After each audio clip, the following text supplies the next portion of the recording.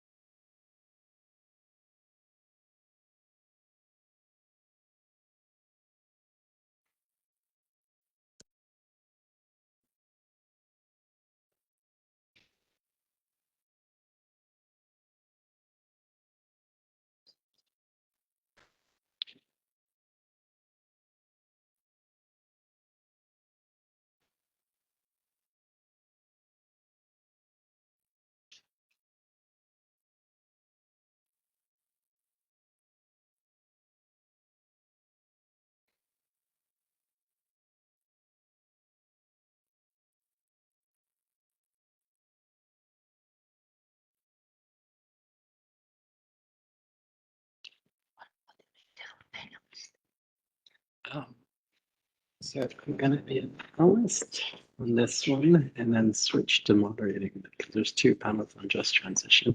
So they switched the format around. So that should be okay.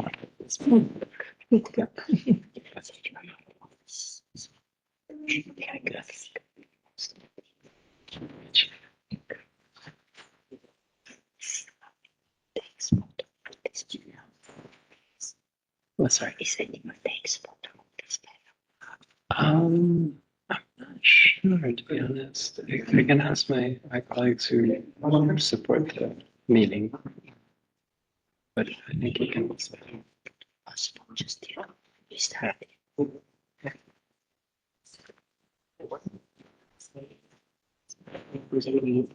Pictures. No, I mean, you know, there's a live stream. Picture it, so in calls if we can take some pictures. I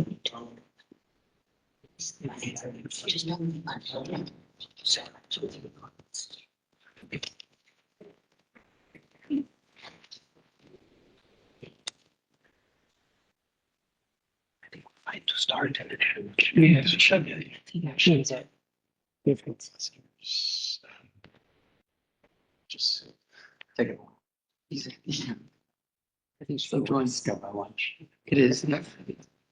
I wasn't expecting to start time, I guess. No, let me check where she responded. Ask where. Okay, well, she didn't give me a clue.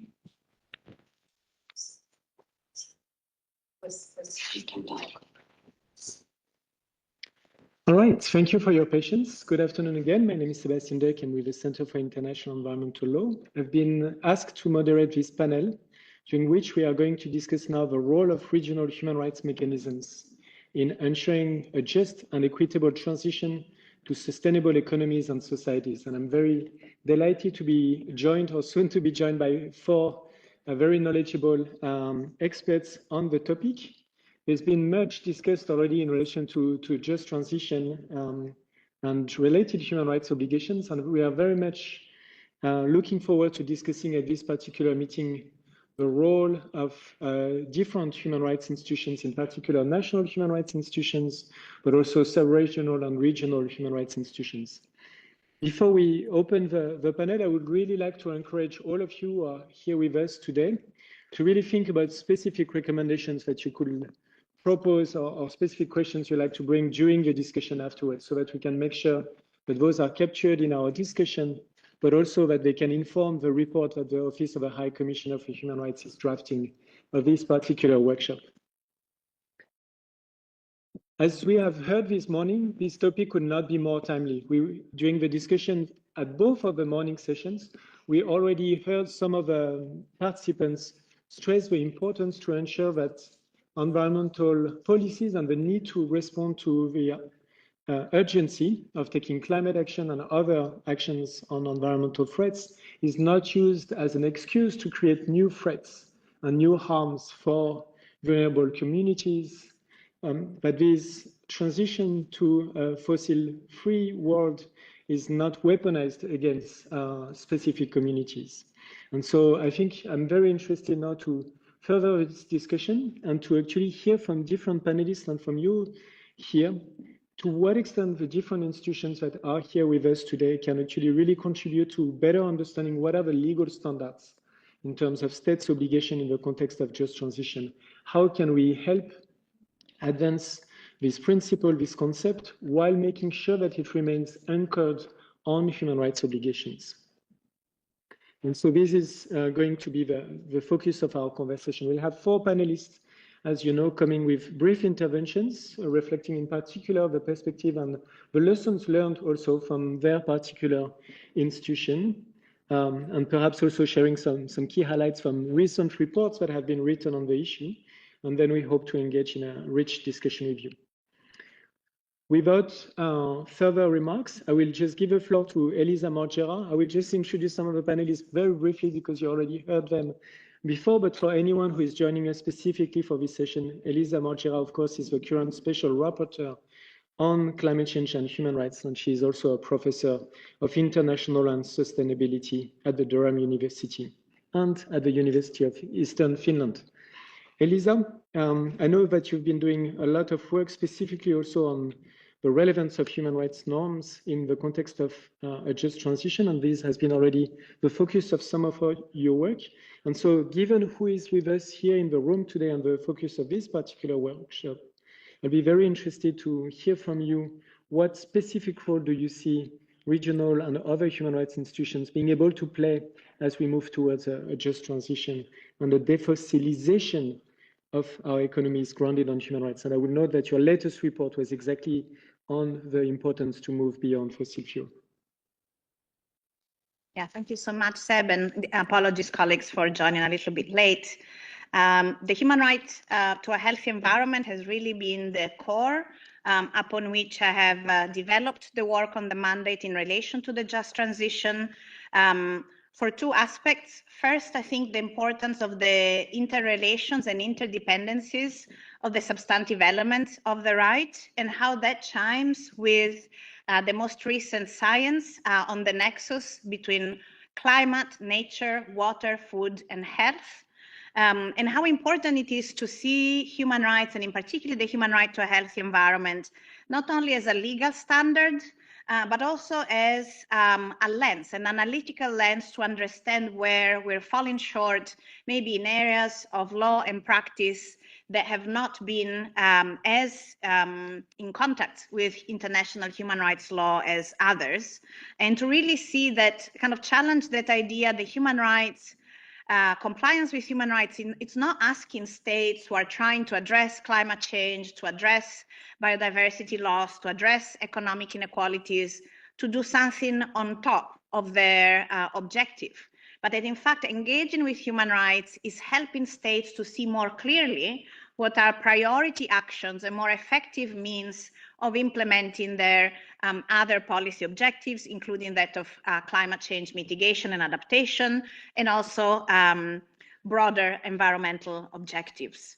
And in particular, I've also placed an emphasis on the role of children's environmental children's right to a healthy environment and the principles of the Convention on the Rights of the Child, including giving priority to children's best interest, again, both as a matter of clarity of international law, but also, again, as a lens that helps to address some of the well-known shortcomings in decision-making that eventually harms the environment and human rights, which is short-termism.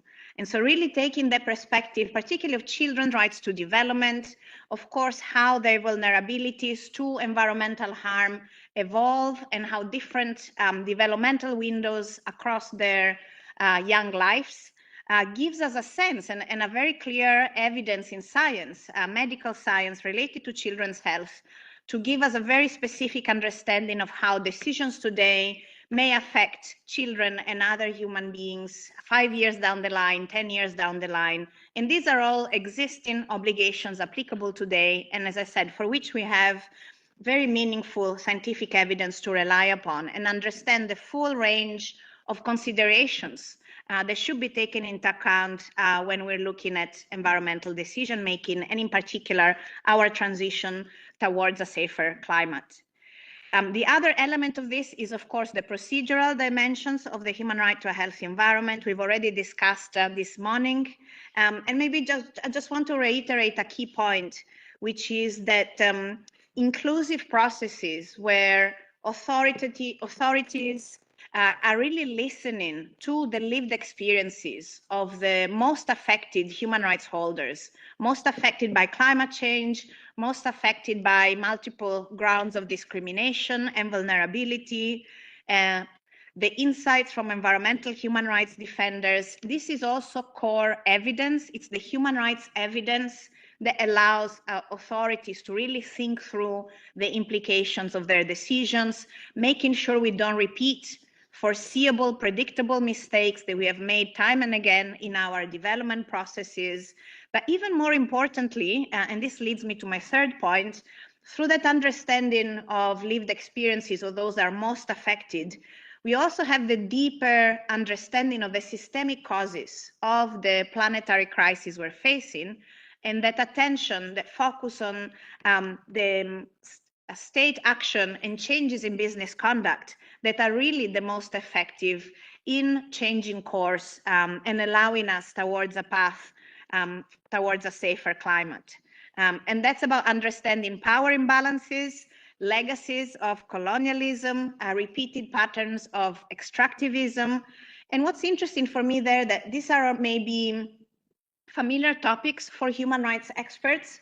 They're not necessarily always so familiar, particularly by certain areas of natural sciences, which are the usual areas of science on which we depend for making decisions, including on the just transition, but are indicated now by global assessments of the science on transformative change, which is what we know we need as opposed to incremental change to really protect humanity from the planetary crisis. And that shows the link, inextricable link between meaningful environmental action and addressing the root causes of economic inequality. And that's where we arrive on defossilization. So my work then, based on these premises, in my recent report to the Human Rights Council, was looking at the human rights obligations applicable already to the question of fossil fuels, but equally all the areas of science, including climate science, but also expanding to biodiversity science and health science, which are indicating how today every state has an obligation to phase out fossil fuels, not only because of climate change, and of course in that context we have the principle of common but differentiated responsibilities, but also for protecting our own citizens right here, right now, from the health impacts that affect every single organ in our body, that affects generations from the full life cycle of fossil fuels, from exploration to exploitation, transportation, processing, all the way to waste management. And all those activities beyond fossil fuels being the main cause of climate change also cause a whole other series of environmental harm to our food system, to our water resources, to our own bodies, that not only undermine even more the capacity of nature to regulate the climate, but also significantly undermine human resilience to climate change, while facing increasing and more unpredictable impacts of climate change. And so the conclusion and the key point in that report was saying not only we have existing human rights obligations that support the phase out of fossil fuels for all states with certain differentiated approaches to timelines, and of course important, crucial obligations of international cooperation in terms of finance and technology. But we have also obligations to defossilize our economies, looking at the health sector, the agricultural sector, looking at the production of plastics and petrochemicals, which are intrinsically linked to what we're seeing as an expansion of fossil fuels and are basically sacrificing today's generations and next generations' well-being in ways that are compounding climate impacts, as well as keeping us locked into a climate crisis. And maybe the final point is that while it is a difficult process to imagine even what our lives and economies may look like without that dependency on fossil fuels, it's also this opportunity to reclaim space for thinking about what we want our societies and economies to be like and fully support human well-being, planetary well-being with all the science, including indigenous science and local community science that is available to us, and it can allow us to take decisions that are truly at the nexus of climate, nature, water, food, and health. Thank you. Thank you so much, Elisa, and I would really recommend anyone to read the latest report that addresses this issue. I'm very glad that you concluded on this hopeful note, really highlighting the fact that actually our experience with human rights institutions and human rights norms can help us reclaim the transition as an opportunity and not only as a threat, as we discussed this morning. And you mentioned in particular the importance, if I can highlight some of the key points, but then I would be interested to build upon the role of human rights institutions in helping us build upon existing human rights norms, channel and consider lived experiences of the communities affected, and then also having this experience in addressing systemic issues that are underpinning inequalities and human rights threats. And so now with this, we can actually turn to some of the regional and national human rights institutions. First, we'll start at the regional level. And we will be very interested to hear what is your perspective in the role that your institutions can play. So first, I'll turn to Dr. Thea Yalashvili, who is the first Deputy Director of the OHCHR, Office for Democratic Institutions and Human Rights, with a very broad, extensive experience in strategic policy development, management, and administration of technical cooperation programs. And I'll be very interested to hear from your experience, what is the role of regional institutions in addressing those different opportunities that Elisa mentioned?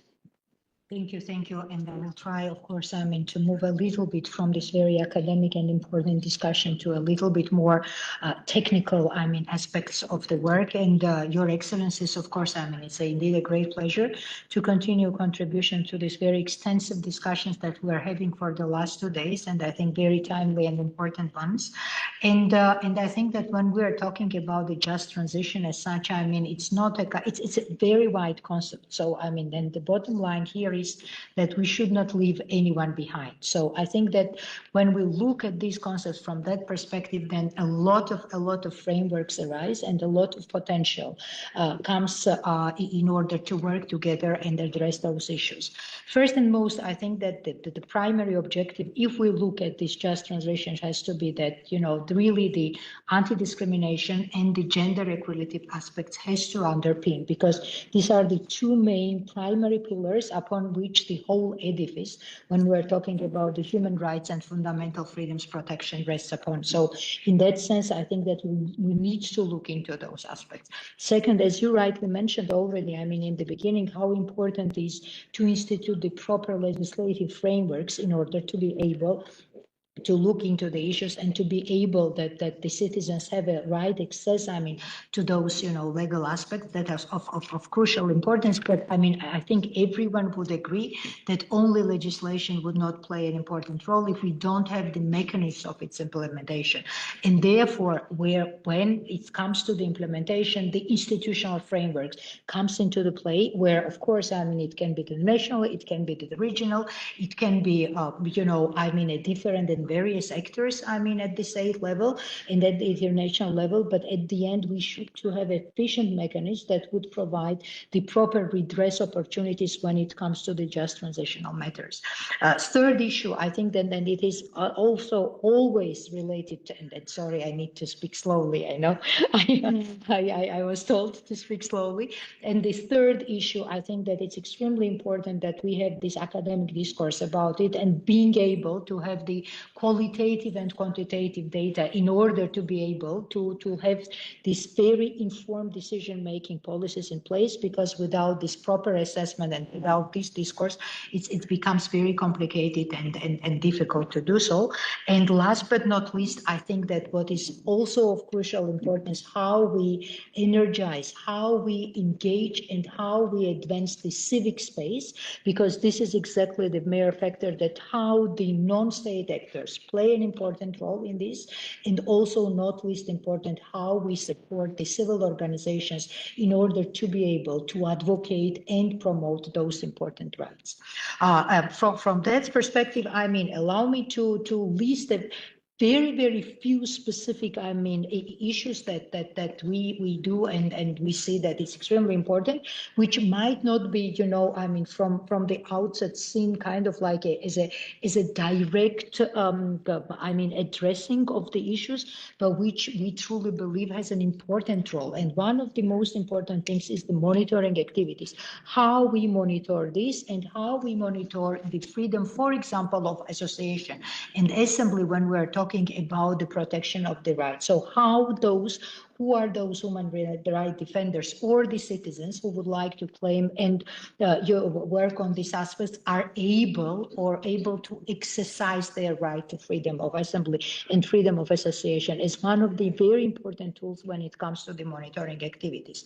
Second issue where we're talking about is gender mainstreaming and gender aspects in that sense, I think a slightly different but very important angle is that how we advance and empower, in particular, women political decision making in this process at the various levels, and how we make sure that those voices are heard, because we know that these issues, I mean, sometimes has an impact, I mean, on a different genders from a different perspectives, and how we understand and being able to make sure that women really promote and protect those ideas. So, and last but not least, of course, I mean, I would never get tired, I mean, of mentioning of the civic space, and of course in our platform and in our frameworks, we have the so-called human dimension implementation meetings where there is a given an opportunity to the wider civil society representation and participation hand in hand with the governmental actors, where the issues that are so pressing and important for the broader general protection of human rights and fundamental freedoms are taken here. And last but not least, of course, because it can be a non-exhaustive list, that the work that, of course, I mean, our second dimension component of the institution as such, where we'll look into the economic and environmental aspects and how best to also coordinate and cooperate with the participating states in order to being able to, on one hand, to monitor, and on the other hand, to support instituting such a mechanism that will be capable, efficient, and effective to address the issues. So it's a very nutshell, but I, of course, remain at your disposal to answer any related questions. Thank you. Thank you so much. And I'm very glad that you took us from the concepts and the theory into how technically, how practically actually existing institutions can help, in particular because they already are embedded within the institutional framework. And so in relation to, for instance, the focus on monitoring, one thing that we have heard again when we discuss just transition is the unprecedented scale of this transition that will be required. And so the importance of retaining this as an iterative process where we can monitor systematically and integrate the voices of those that are impacted and take any corrective measure along the way, respecting, of course, existing national or international legislative framework.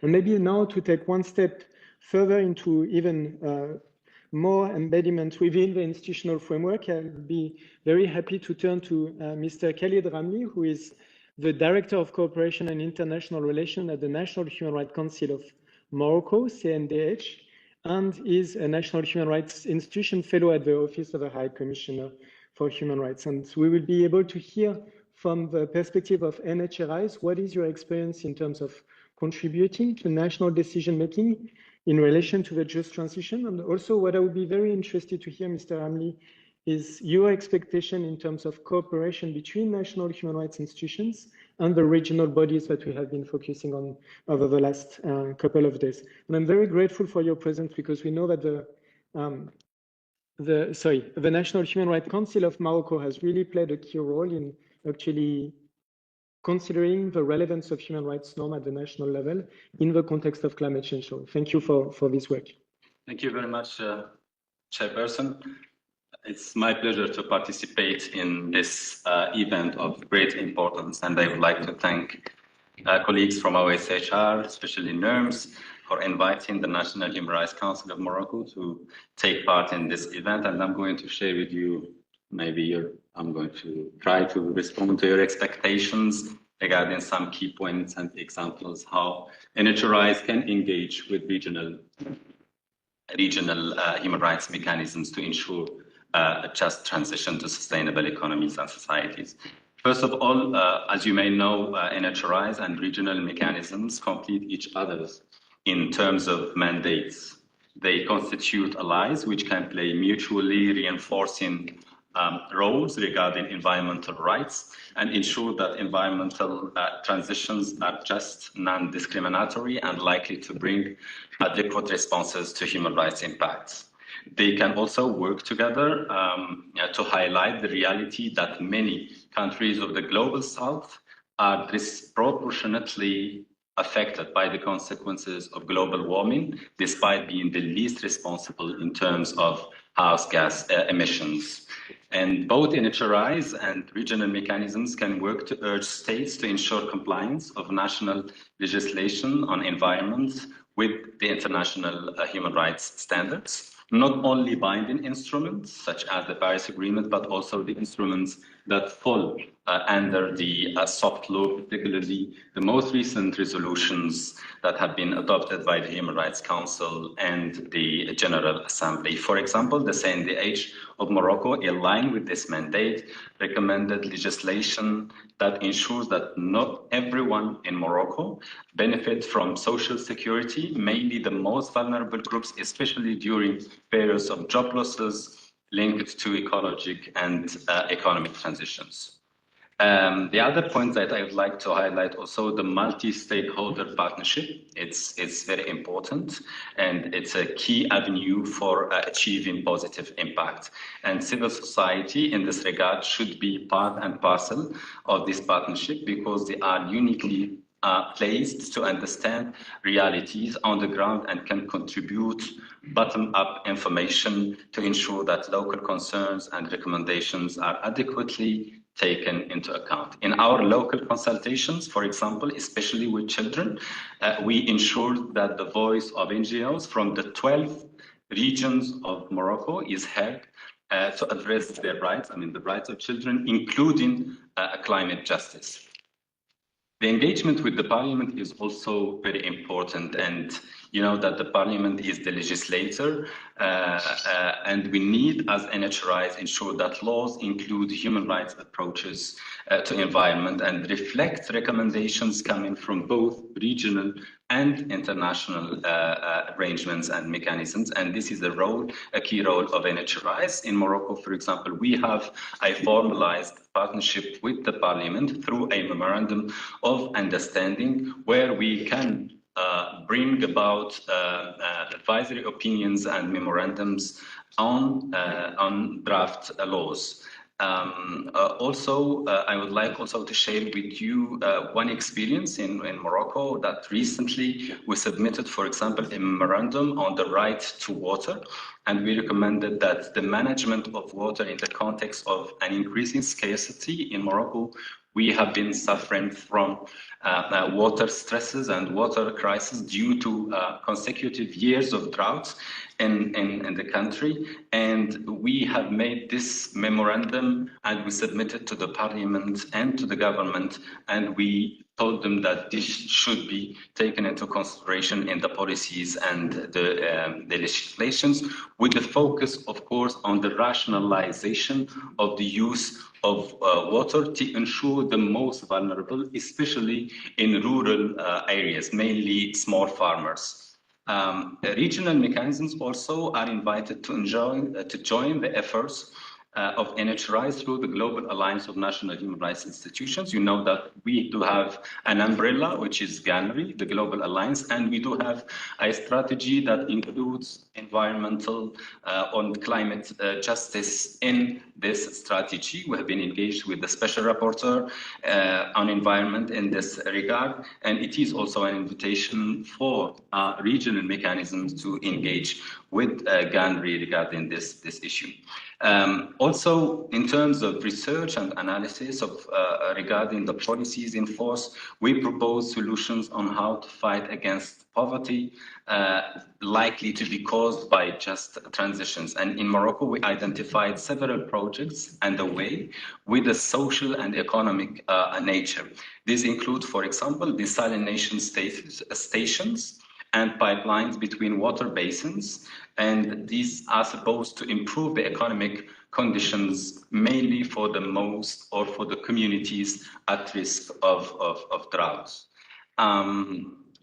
Also, NHRIs have a key role in proposing and leading processes of general national plans or national action plans on business and human rights. There are several examples I can show. For example, in Africa, we do have like 4 national action plans on business and human rights. The most recent was in Nigeria, and the NHRI played a key role in leading the negotiations and the dialogue resulting in a NAP, or a national action plan in the country. So in this, national human rights institutions, regional mechanism should engage with the state, because at the end of the day, policies is the responsibility of states, and climate justice, just transitions should be prioritized in those plans. Capacity building is also very important. It has been mentioned several times by different panelists this morning and today, and including for the rising generations. And this is what we have done in Morocco. We targeted a group of young people and young human rights defenders. We worked with them on the right to healthy and clean environment, because this is very important and it is an emerging issue. We noticed that most of NGOs in the country are mainly focused on the classical rights, civil, political rights, economic and social rights, women's rights, but this issue, or we consider it an emerging issue, environmental right is also mainstreamed in the strategy of our institution. Regarding case management, it's also important. We know that both regional mechanisms and national human rights institutions, they play a quasi-jurisdictional role in terms of complaint handling. So we did this, and we have experience, and we do have examples of a group of civil society organizations coming to our NHRIs, and we engage with the authorities with a view to resolve a case regarding the establishment of a plant for the management of garbages of the new generations. And we did the research, we did the monitoring, and we did also the investigation, the dialogue with the authorities, and we noticed that this project could have effects and impacts on economic and social rights for the local communities. Fortunately, this project has been withdrawn and suspended. Well, there are other cases. I know that I went beyond the time allocated to me. Independent reporting is also very important, because NHRIs can report to regional mechanisms, but also can report to state institutions, and they should include this. This is what is required. We include, and of course, this required also from regional mechanisms with experience to build the capacities and to reinforce the capacities of national human rights institutions.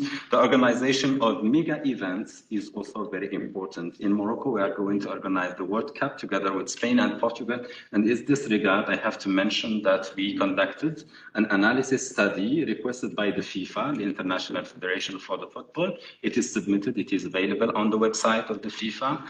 It was an win. And environmental rights is a focus area in this study, and there is now a strategy with commitment from the government to ensure just transition. We did this as a national human rights institution, and this is very important. And we believe that sports and human rights should be also systematically incorporated in the work of regional mechanisms.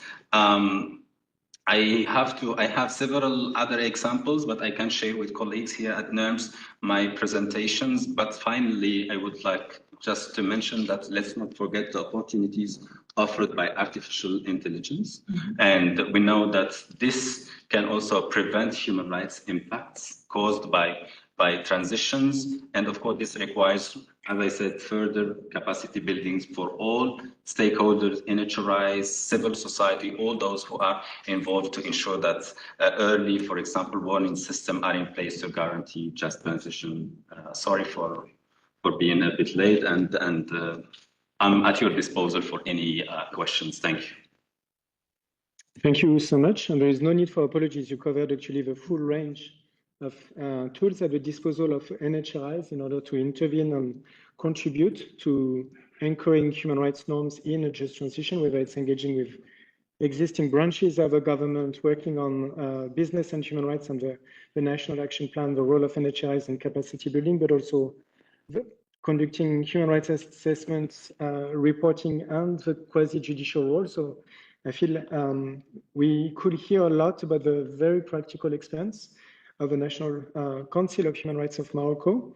And I will be very eager to hear more from the other examples that you were willing to bring to us. But maybe before we come back to this, I'll now turn to Benjamin Schachter, who is with the Office of the High Commissioner for Human Rights. Ben has been coordinating the work of the office in relation to environment and climate change, and is going to be well positioned to share with us maybe some of the highlights from a very recent or a recently published report by the UN Secretary General on opportunities, best practices, solutions, challenges, and barriers related to a just transition and the full realization of human rights. So Ben, I'd be very eager to hear what are the key lessons that you drew from this particular report, and maybe also based on all of the experience that was collected to underpin the content of the report. Again, where do you see regional bodies actually being able to really contribute, not academically, but from very practical perspective? Thank you very much, and pleasure to be here with all of you. We've got a really thorough discussion of just transition that's already taken place and will continue into the next panel. What I want to do is speak a bit towards the Secretary General's report that Sebastian referenced, and also just share a sort of few reflections and thoughts related to the broader work of the office on human rights and just transition. And indeed, I think just the question of what a just transition actually is, right? And that was the starting point for us when we started working in this area, and the office developed jointly with ILO a set of key messages on human rights and just transition several years ago, and I would encourage you all to refer to those because they reflect a real collaboration between ourselves and the International Labour Organization in this area. But when we got the mandate from Human Rights Council Resolution 56/8 to continue working in this area, it was quite exciting because everybody's talking about it, but nobody's quite sure what it is. And there are very different views and perceptions about what indeed a just transition is. And we want to make sure that it's understood as a transition with human rights at its center, a transition that's not just about transitioning away from fossil fuels, but actually about the broader changes that we need to see in order to move from our current paradigm of unsustainable consumption and production of environmental crises to a new paradigm of sustainable economies and societies, right? So when we talk about just transition, we're talking about that just transition anchored in human rights to sustainable economies and societies. And of course, fossil fuels are a huge part of that.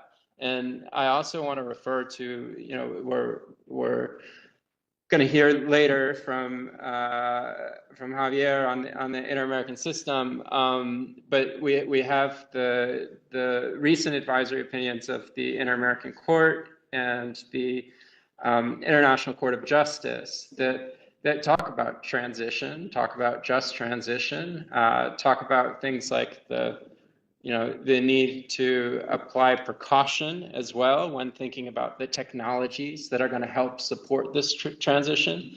And there's that whole spectrum of issues, right? If we're moving away from something towards something else, we have to make sure that that something else is actually better.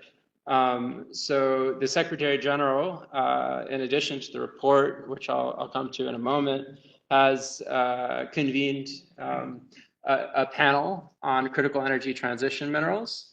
And the very first principle of that panel, in its report, it contains a set of principles about what should guide what should guide the approach to critical energy transition minerals. The very first principle is human rights. And so that moving away from something has to be moving towards something better, right? I think is the starting point. The resolution did indeed ask us to look at barriers and challenges, and we identified a number of those, including continued fossil fuel dependency, conflicts over natural resources, inadequate labor rights and social protection, insufficient economic metrics. So the need to go sort of beyond GDP, which is another key focus of the UN system, business accountability, addressing compounding inequalities, erosion of the social contract, and inequitable distribution of resources and technology. So again, I think from that sort of quick synopsis of those key barriers and challenges, you can get the sense that we're really talking about systems change. We're talking about the transformative change that's needed. The Kunming Montreal Global Biodiversity Framework refers to living in harmony with nature, right? I mean, we couldn't be as a collective, we couldn't be much further from that than we are. And there are certainly people and peoples that are doing better than others, but human society as a whole has a long way to go to achieving those objectives. So the four key recommendations that come out of the SG's report, or pathways towards sustainable transition, are transitioning towards sustainable human rights economies. This starts with building economies that prioritize planetary and human well-being, and the realization of all human rights, including in particular people in affected communities and the rights of indigenous peoples. I already mentioned going beyond GDP. We need to change the way we measure success.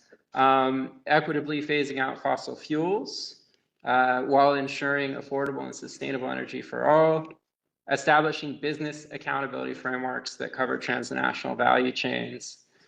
So that we all kind of fit into this idea of rethinking our economies. The other pathway related to ensuring decent work, a second, universal social security and social rights for all. A third, focusing on strengthening rights-based and participatory governance, ensuring participation, integrating human rights obligations throughout just transition-related laws and policies.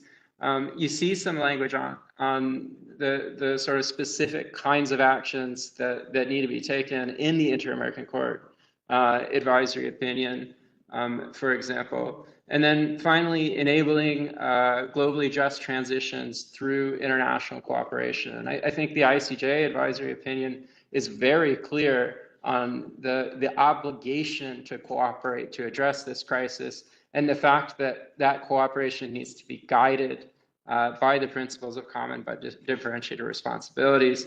And so thinking about how to increase grant-based just transition finance, how to make sure that debt restructuring and other things happen in a way that allows all of us to move forward together. Before I close, I'm past time, of course. Sorry for that.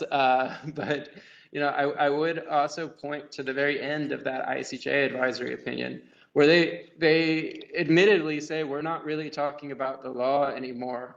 We're talking about what has to be done, that we are all facing an existential crisis. We all need to work together to address it. And I'm paraphrasing, which I shouldn't do because I'm a lawyer, but but that's the sentiment of the International Court of Justice looking at this problem. It's so huge. We all have to come together and work towards achieving that just transition.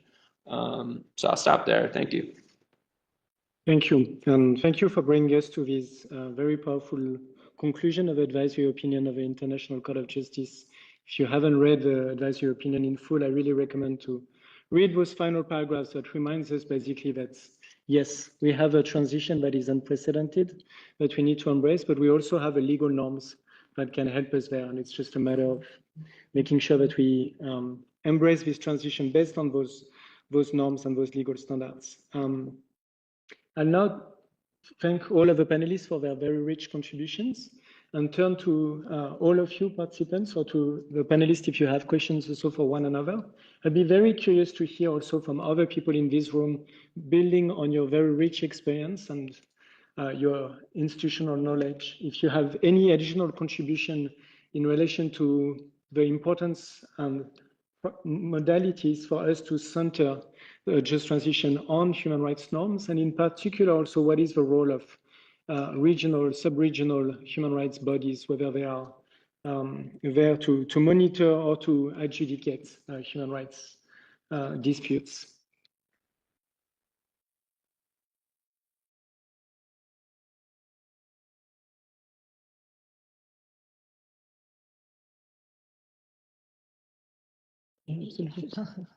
I think that everyone is getting close, tired. But no, I was interested whether in this audience, colleagues are aware of any very extensive scientific discourse when it comes to the just transition related matters, and whether there is any kind of work carried on this, how to ensure these economies. I mean, so maybe some examples that the colleagues can give, because lately I'm very much interested in a very kind of a comprehensive assessment of the situations, which of course I'm monitoring, and the assessments will not be, but rather than more in-depth and rich scientific, discourse about the issue. So maybe, thank you. Would anyone like to respond on the importance of a knowledge base to a just transition? And the special rapporteur on human rights and the environment also emphasized the importance when we discuss knowledge to embrace both scientific and non-Western sources of knowledge. So I'd like to bring this point back here.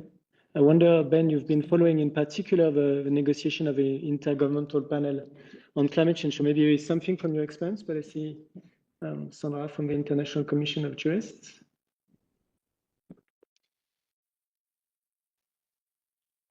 Thank you so much. And I don't want to say too much because I'm on the panel after, so I don't want to disclose all my points. But just prompted by this specific question, and of course, I'm not talking about natural science now, but maybe Ben would have talked about it. But in the area of economy, at the OHCHR, it's nothing new, and we have this. I don't know how many people in the room know of the Surge initiative, but all the work of actually economists who are working with human rights lawyers and are working with the OHCHR to define and implement in a very real way what does it mean to have a human rights economy, right? And for many things, it's nothing completely new. We have been talking about that in many ways for decades, but now there is a really big push I guess, prompted and by the necessity of addressing the triple planetary crisis as an urgent matter, to include all the climate and environmental dimension very explicitly in this work. But we have economists who are working directly hand in hand with national human rights institutions, but with human rights lawyers, etc., to make this happen. So just wanted to flag this particular initiative, and I'm sure there are many, many more. Thank you. Thank you. Can I go after? Okay. No, thanks for the question or comment related to science. I mean, the place where we like to start is there is a human right to benefit from scientific progress and its applications.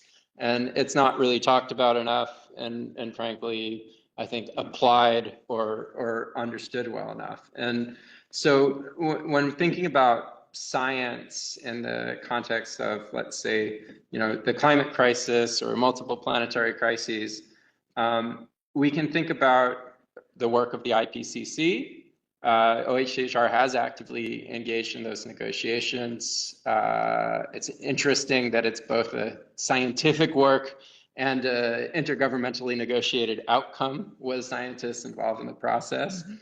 The result is an output which has, both a sort of international buy-in, but reflects a consensus and the full body of scientific knowledge related to climate change. And the sixth assessment report is very clear. We don't have a lot of time, that there are pathways still to transition, and that the safe pathways involve using the knowledge and technologies that we already have, that we know aren't going to create new or different problems, right? Mm-hmm. Because that's the thing about new technologies.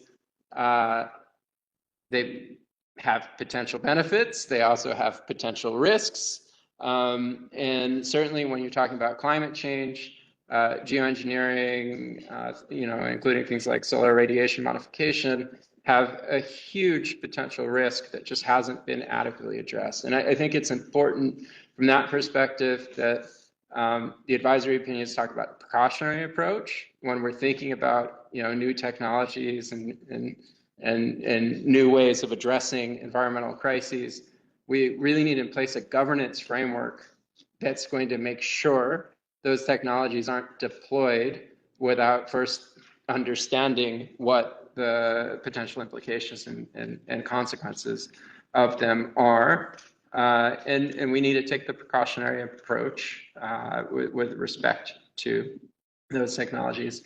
And then there is so much that can be done by just increasing access to existing, safe renewable technologies, to working with indigenous peoples' free, prior, and informed consent to expand and build upon and share their knowledge that can help us adapt to and respond to environmental crises.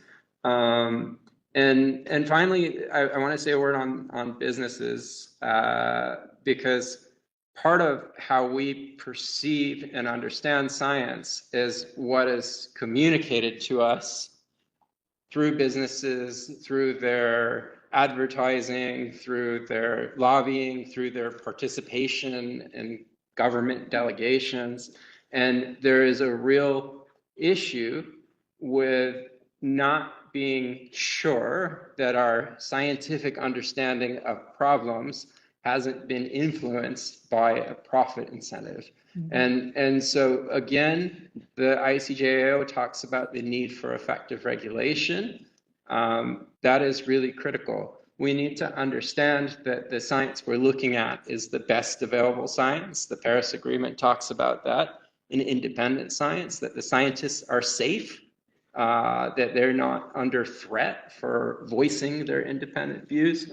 So there's just a tremendous, sorry, I went for a very long time. There's a tremendous amount of really interesting areas that we could touch upon here. But the IPCC found, as I was saying, a human rights-based approach, right? The science validates the human rights-based approach, leads to more effective and sustainable outcomes. Mm-hmm. And that I think, as a product of those both scientific analysis and an intergovernmentally negotiated outcome is quite powerful, and we really need to be implementing that kind of finding. Thank you, Ben. And that was also a great way to build upon some of the conversation we had yesterday or this morning around the importance of curbing corporate capture and the linkages between the precautionary principle and human rights norms, and how different regional and other human rights bodies have a particular role to play in actually helping us with understanding of what are the pathways to policy making. I'll turn to Elisa to answer the same question, and then I will really invite other people in this room to think about any additional complements, or also to share your own experience within your own institutions. We're really hoping to foster this conversation. And we heard from some of you already on previous panels about the experience of ongoing future processes at your regional level, and we'll really be interested to hear more about those. But first, Elisa, on the knowledge base. Yeah, thank you so much. I'll try and say something maybe a bit unexpected, and that might help as a bit of a coffee capsule for us to be more active after the lunch break. But where do we find that knowledge base? We might find it in a football club. We might find it at cities level. We might find it in litigation. Just this evening, I'm organizing an event which I'm quite excited about and a bit nervous about. It's about 4 examples of innovation from the bottom up. And it's about how, if you look at the element like science, the global science from climate, nature, health, it all feels very, I think, overwhelming for states, because all our relevant authorities are very separate, right? We have separate ministries that traditionally work on these issues separately. And even that idea of them integrating their work and contributing to that integrated evidence base is daunting. But from the bottom up, those things, again, come together in people's real lives and their initiatives. So I'll give you an example. So there's an Irish football club that is doing its own process of just transition. How they're doing this, it's very intergenerational. You have all ages who are brought together by football. You usually have children like training in the football club, and they have built around the football training also just transition skills training, so enabling who will not become a professional footballer to maybe have easier access to renewables and other just transition activities.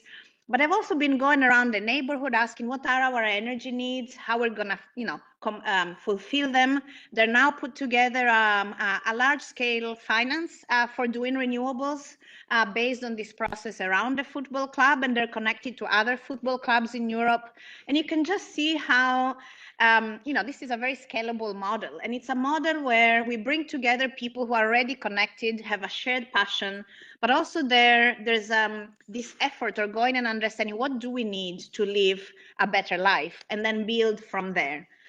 Another example, it's a People's Plan for Adaptation. It was developed by a group of communities and social movements in Durban in South Africa, very much supported by academics with very inclusive methodologies. And very recently, this plan has now been adopted by the city of Durban. It wasn't like mandated by the city, it was something that citizens did themselves, because they were, they had been time and again by climate events and other events. They were very worried about quality of life, their own security. So they developed their own plan, and they worked out all the tensions. There were social tensions, economic tensions that were there, exclusions, and worked that out for the administration. So they were able to do maybe things that sometimes for public authorities are very difficult because of internal pressures, because maybe we're not able to pilot more participatory methodologies. Sometimes we have to invent those methodologies, and this is why the role of researchers was so important. And sometimes it's litigation, so going back to the role of the judiciary. So another case is from Mexico, so indigenous-led litigation to reclaim local budgets. So to show that parts of local budget should be allocated to those indigenous peoples to carry out their own indigenous-led just transition, because they weren't able to negotiate that directly with the public authorities. The final example is children-led litigation in Hawaii. This was in an interesting case where Hawaii already had very good legislation on just transition, very ambitious targets, and yet the public authorities were unable to implement for all sets of like lock-ins, for difficulties in really realizing this. And through the litigation, what the court what the court mandated was to say, well, we need a children council to work together with the public authority and help with the process of engagement with society to decide what are the pushbacks to this decarbonization, in particular of the transport sector. What are the things that we're not able to address? And it's been that collaboration and having children involved, having society coming together in that dialogue with, again, more novel approaches and different interlocutors than maybe the ones that are usually in that room, that has helped for significant progress. But to me also shows how can we do things differently and how we create spaces, resources for, again, imagining a different way of, for our economies and for our societies. Interesting enough, none of this had to do with defossilization, but what I'm curious to do this evening is to see what are the insights, the ideas, the inspiration, the methodologies that we can use for those really difficult conversations around moving away from fossil fuels, while ensuring that we actually expand access to energy, we address poverty, we enhance health. So this is where sometimes the evidence base comes together and where we co-develop the knowledge, and through that we co-develop the solutions. Thank you so much. It's very refreshing to hear about those novel approaches. I wonder if anyone in the room would like to share more about other novel approaches that your institutions have been able to implement or to experience in the past. I must say, sitting here, it's very impressive to see all of your nameplates and all of the institutions reflected here. Of course, that's something we've seen over the last couple of days. And I think that's why we are very excited and eager to hear more from experiences of your institutions. We'll hear from the European Court of Human Rights. Thank you so much. Yes, I can see that you're trying to initiate some dialogue, so I'll jump in as well in the spirit of putting comments out there to try and get us all a bit thinking. But you invited us to talk about the internal processes of our institutions, and if we could share anything about those. Obviously, the court's a bit limited about what it can say internally, but speaking of the science and all the information out there, I thought it was worth flagging up what I think is probably, evident to any readers of the Klimasenioren judgment and other recent ones on climate change and the environment, that the court has really, in the drafting exercise, gone out of its way, not gone out of its way, but has made a really big effort to put absolutely everything in there concerning the science and the current state of reporting from international bodies, from other domestic litigation. It's effectively a one-stop shop for that moment in time on reports about climate change, and the fact that it's documented in the judgment from the court's perspective means to some extent it is here, it is reliable, and we expect states to take it seriously and to act upon it. So, like I said, I think this is probably evident to readers of the judgment, but I can confirm that from inside the court, this is something that's obviously very considered and reflected on, that it's important to have really comprehensive vision on all the science that's out there on these topics. Thank you.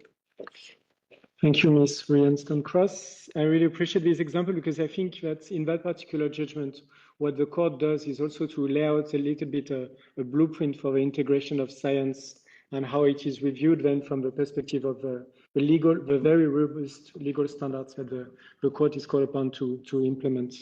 So that's a great example. Thank you so much. I wonder if there's any additional examples or maybe questions for some of the panelists or other people in the room in terms of how do we ensure that human rights institutions that are already located within the institutional framework can actually contribute to further centering of human rights in the just transition. Maybe just the debate is very interesting and very insightful. What's going on now in terms of human rights? Human rights also are under transition. because we are talking about science. In the past, we used to use, for example, classical methodologies to monitor rights, civil and political rights, economic, social rights. But now, with the advent of these emerging issues in terms of human rights, in the past, we used to recruit for example, for institutions, we recruit mainly low profiles. And now we need also those with scientific background to do the follow-up, to do the monitoring, because it's very difficult, it's very accurate, it's very concise. Imagine not only climate change, but for example, artificial intelligence, where now human rights are increasingly practiced in the digital spheres. When it comes to the right, for example, to freedom of expression or freedom of associations, we have been noticing in different contexts the increasing role of those with scientific backgrounds. If we don't have, for example, in our institutional frameworks, whether NHRI, civil society, OHCHR, international mechanisms, or regional mechanisms, we need those people to help us understand exactly. Nobody would understand, for example, the algorithms and what it requires to do the monitoring, to do the reporting. Therefore, I would like maybe to suggest recommendations that may be included in the report of this seminar, of this event, which is we need to reflect on how we build the capacities of different stakeholders to do their jobs adequately. Because I'm coming from a national human rights institution background, and I recognize that there are gaps in terms of scientific knowledge of these issues, climate change, artificial intelligence, but also bioethics, and what, for example, the repercussions of the COVID-19. So we are not going to address these issues only with the classical tools and the classical methods.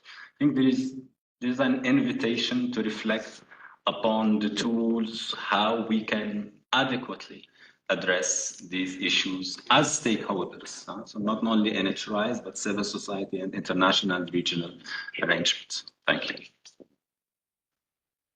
Thank you for coming back to the point of ensuring that human rights, that stakeholders and institutions can continue to perform their duties or to fully uphold human rights obligations in the context of novel technologies. I think it also echoes some of the discussion we had yesterday with Michael Wunfur from the German human rights institutions, who also mentioned some of the recent developments related to the right to science, the role of a precautionary principle, and the role of human rights institutions in that context. I'd like to ask again if there is anyone else who would like to share any additional reflections, lessons learned, or maybe also reflection on some of the challenges related to a just transition.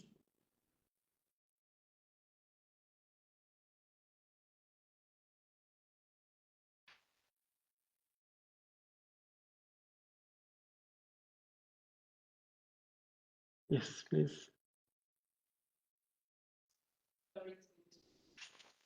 Back, but again prompted by something that was just said by our colleague from the National Council of Morocco.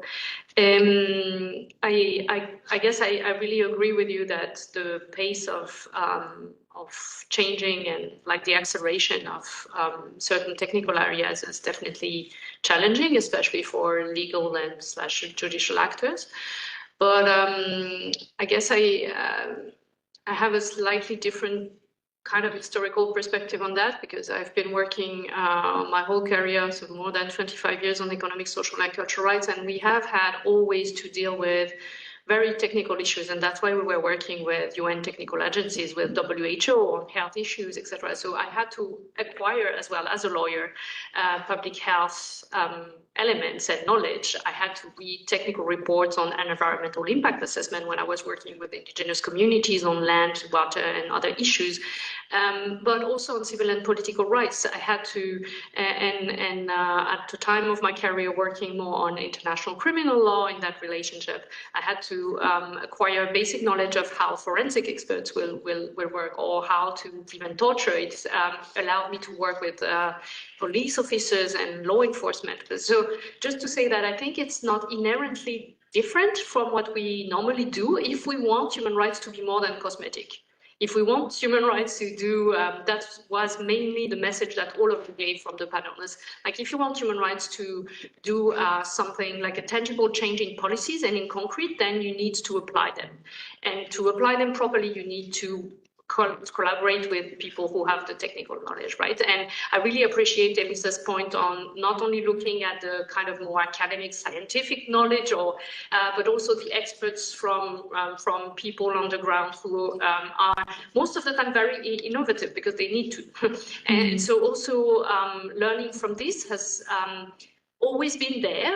But of course, again, the pace of what we need to acquire is immense. So on artificial intelligence, I completely agree with you, and some of these issues. So just wanted to give this reflection. Thank you. No, thank you so much for bringing us back there. I think it's a very important message that we should not use the novel dimension of some of those crises as an excuse for us not to do the very diligent work in actually working with the relevant stakeholders, the relevant experts, using our human rights methodologies, building on the existing institutions and strengthening them, of course, when necessary, in order for us to continue to actually integrate fully human rights in the context of policies that maybe we did not foresee or need in the past, but just to ensure that actually, as we transition away from this world that Ben described as being, again, not in harmony with nature as we should be looking towards, but we make sure that this transition takes us to a better place that is really centered on greater harmony with nature, but also, of course, systematic mainstreaming and integration of human rights. I think maybe, unless there is a final comment, yeah, Elisa, perfect. No, just a reflection. I've been exploring also my collaboration with GANRI, and I've been thinking a lot about the role of national human rights institutions, and there may be reflections that are relevant also for the regional commissions, in addition with the regional tribunals. I mean, one thing we discussed earlier is that really hard place of environmental defenders and also public authorities to some extent engaging with large-scale business enterprises, including foreign investors who benefit from particular protection under international law.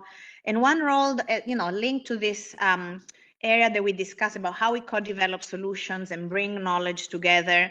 In my earlier work, particularly on critical minerals in Argentina, I saw examples where NHRIs are conveners of public consultation processes or EIA processes, which are crucial for the just transition to be respectful of human rights and, in fact, maximize opportunities for the full realization of human rights, and being somehow not only conveners, but also mediators, and being able to point at every point in the conversations and sometimes negotiations where there may be suggestions coming from the business sector that go below the minimum levels of protection of human rights, particularly with regard to indigenous peoples' rights, but of course there are many other aspects where they may also be helping scientists understand the value of their work and the meaning of their work from a human rights perspective, and then how NHRIs themselves will learn from those processes, which can then enrich their activities of advice for legislative processes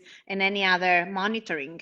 And I think the regional commissions may increasingly play this role, particularly when we see regional trends in either exploitation of, say, transition minerals, regional trends relating to the development of renewables. We have significant evidence of how some, particularly large-scale development of renewables, are not done in harmony with nature.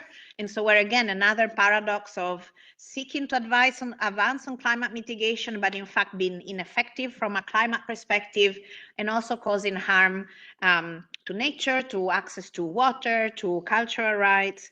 So really the aspect of how we support that social interactions, those difficult dialogues that yet are the ones where are inevitable for us to make progress on the just transition, and having actors who can point to both like minimum requirements of human rights as the conversation evolves, and that's the way in which you do kind of capacity, the capacity building of all actors involved on that, but also being able to constructively lead the dialogue towards a place of listening to affected human rights holders, to defenders, and other authorities. So I think that this role in convening and nurturing human rights-based dialogues is really crucial. That's the work that we have once, all the advice is provided, which is emerging every day. Thank you for this encouragement and reminding us the importance of the institutions that we have with us today. I must say, having followed the negotiations on just transition at the global level for over a decade with some of our close partners in the context of the UN climate negotiation, for sure the discussions there, by definition, they remain quite abstract and conceptual. And so this is very much where institutions at the national or regional level really have a critical role to play, both in helping, accompanying decision makers who sometimes are of goodwill, but just really lack the understanding of what are the methodologies that are used in the context of other challenges and could be replicated in the context of this just transition. And also, of course, of bringing a dimension of accountability again, ensuring that our existing legal norms are duly applied in the context of transitioning away from fossil fuel and, of course, building resilience in the context of a triple planetary crisis. We've heard a lot of recommendations. I will not summarize them just now because we will have another panel continuing to address a similar issue, but I think we had a very rich discussion. I'm hoping that we can continue. In particular, I think some of our discussion really focused on the unique role that regional mechanisms could be playing specifically in the context of the challenges that we discussed. And so I'm hoping that we can continue to foster the exchange of good practices, of lessons learned, of key outputs, whether reports or court decisions, that could actually help inspire other regional bodies, because we've been discussing how governments and governmental stakeholders struggle sometimes with some of these policy-making questions. But of course, it's the same case for many of the institutions that are here with us today, also trying to continue to understand how to play their role to fulfill their mandate in that particular context. And I feel hopefully you can continue to draw inspiration from your own experiences. Thank you so much for all of the experiences shared today and for those who also contributed to the discussion. Thank you. Sorry for causing disruption at the beginning. You are not the only one. No, don't worry. We will have started in a few minutes. It was just to know if it was like close of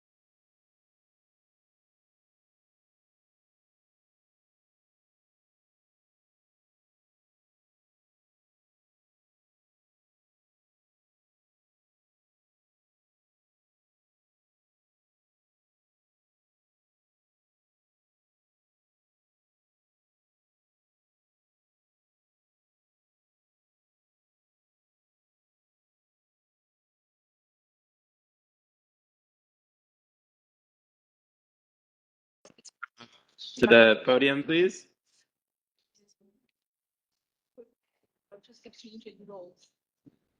Yes.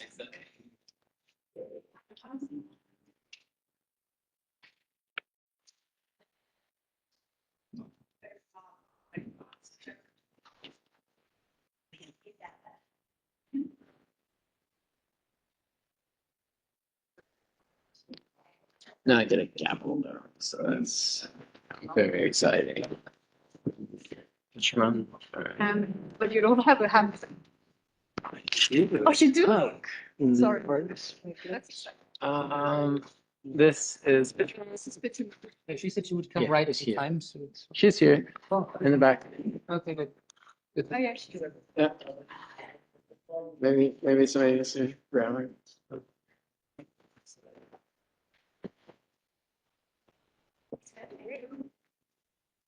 Yeah.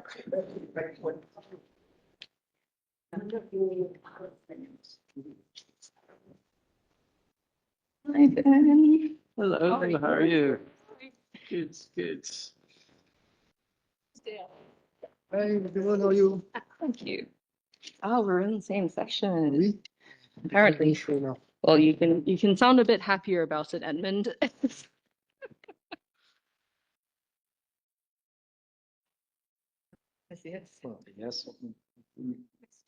All good? Yep. All right. Okay.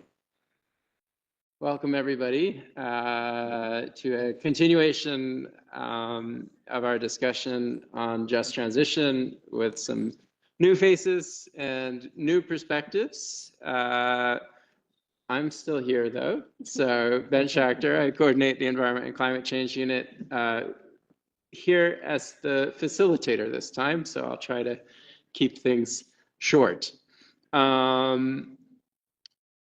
Thank you all. I'm looking forward to hearing from our speakers. We again would invite them to reflect on anything they've heard so far, to share concrete ideas and recommendations about how human rights mechanisms can support the development of the concept of just transition and just transition programs that advance human rights, identify possible areas of collaboration and priorities for action, etc. I think all of us were here for the previous session, so should be ready to jump right into the discussion. The first speaker I'd like to introduce is Javier Plumo Lantes. He's the Special Rapporteur on Economic, Social, Cultural, and Environmental Rights with the Inter-American Commission on Human Rights. Javier, we'd love you to speak to how the Inter-American Commission can engage on issues related to advancing sustainable development pathways, just transition, reducing inequalities and poverty, and potential areas of collaboration with the UN and other relevant mechanisms. Okay, thank you very much, Chair. I'm gonna speak in Spanish again. I think I am the only one that is speaking Spanish. Yo voy a tratar de ser bastante sintético en relación a este tema, que es un tema muy relevante para la región. Y es un tema que se encuentra en el centro del debate. Creo que un aspecto importante de este debate es tomar conciencia o considerar que enfrentamos un dilema que no es exclusivamente jurídico. En el centro de este debate hay disputas políticas profundas sobre los modelos de desarrollo, sobre todo en América Latina y el Caribe,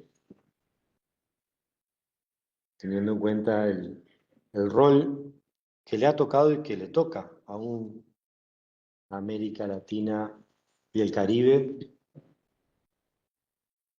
en un contexto internacional. Estamos hablando, por lo tanto, del extractivismo.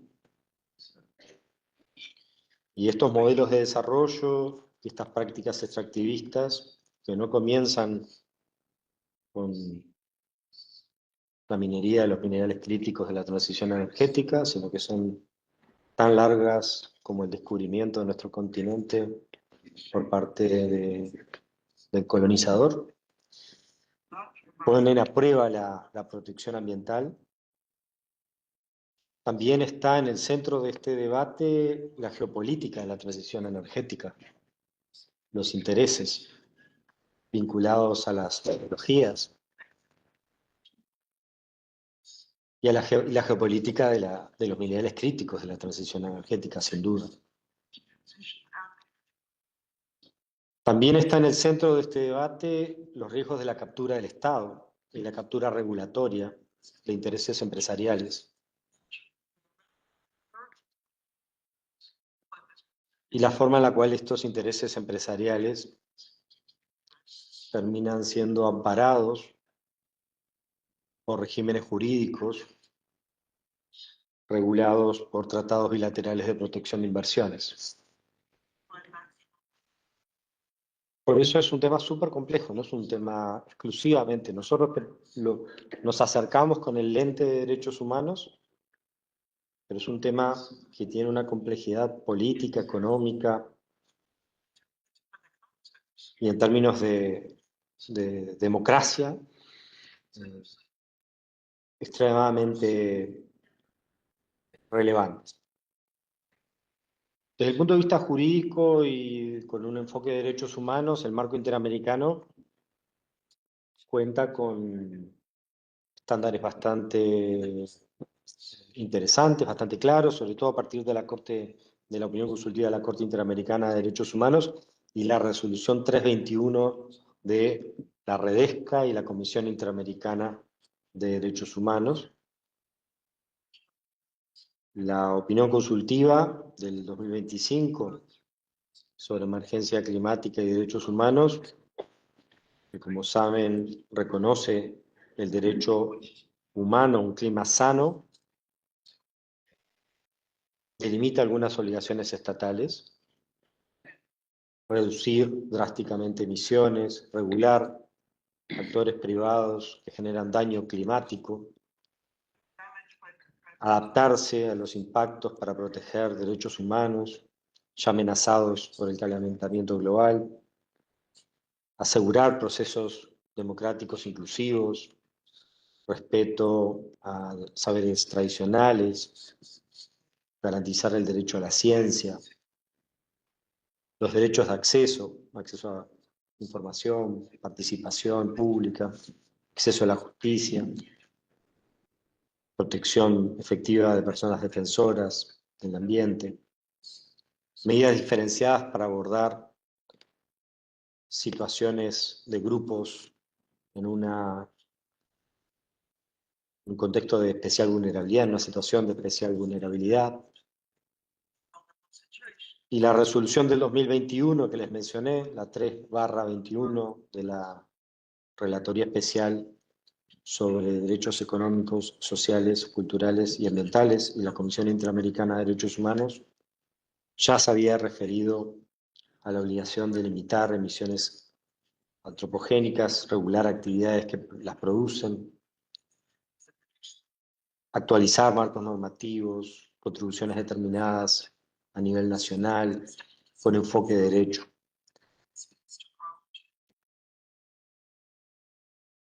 Esto no significa que tengamos un marco jurídico completo. La transición justa y equitativa en América Latina y el Caribe, especialmente en América Latina y el Caribe, tiene que asumir múltiples retos que tienen relación con otros aspectos que mencioné al inicio de mi exposición, bajo la premisa principal de no repetir los patrones extractivistas en el contexto de la transición energética. Patrones extractivistas tradicionales que han sido muy eficientes para profundizar desigualdades y conflictos socioambientales. Por eso una transición que apunte a descarbonizar, a diversificar, requiere elementos muy claros vinculados a la justicia social en América Latina y el Caribe. Hablar de una transición justa es hablar de trabajo decente, es hablar de protección social, o debe ser hablar de trabajo decente, de protección social, la nueva economía, energías renovables, restauración de ecosistemas, infraestructura resiliente. Tiene que ir de la mano con la creación de empleo de calidad, respeto de la libertad sindical, la negociación colectiva, protección social para las personas trabajadoras, redes de cuidado. También la Corte Interamericana de Derechos Humanos, en forma muy reciente, aprobó una opinión consultiva específica sobre el derecho al cuidado y el reconocimiento del derecho al cuidado en el sistema interamericano de derechos humanos. Y otras agendas de participación efectiva y consentimiento. El tema de la consulta y consentimiento libre, previo e informado es un tema crítico en la región. El tema de la protección de las personas defensoras, absolutamente relevante en nuestra región, donde en forma periódica personas defensoras del medio ambiente pierden su vida, entre otros aspectos, esta rendición de cuentas, fortalecimiento de las instituciones democráticas, etc. En relación al papel de los mecanismos regionales, y voy a cerrar con esto, hay varias acciones que se tienen que abordar. La primera está vinculada con reforzar acciones de monitoreo de las políticas de transición energética, especialmente vinculadas a los minerales críticos. Recibimos reiteradamente reportes en torno a situaciones complicadas de una perspectiva de la afectación de derechos de personas y comunidades. La segunda es profundizar el desarrollo de estándares interamericanos específicos. La Corte Interamericana nos ha proporcionado, como les dije, algunas obligaciones, pero es necesario especificarlas. Y tercero, desarrollar la competencia de la Comisión Interamericana de Derechos Humanos y la Redesca en términos de promoción y cooperación técnica, de forma de traducir esos estándares en políticas públicas, emitir orientaciones técnicas, acompañar reformas normativas, etc. Como les decía, este es un tema crítico para la región, absolutamente trascendente desde el punto de vista del Sistema Interamericano de Protección de Derechos Humanos, pero además es un tema central en las agendas de desarrollo de nuestros países. Muchas gracias a todos y a todas, presidente.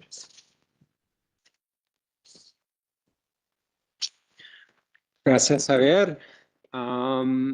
So I appreciate in particular the focus on some of the specific actions that can be taken. And I mean, you mentioned the need, one, to avoid a repetition of extractivist patterns and past mistakes, to ensure that the people involved in supporting a sustainable and just transition are protected, the environmental human rights defenders, and then how mechanisms can work to improve monitoring, including of transition policies, to develop standards and support technical assistance and cooperation.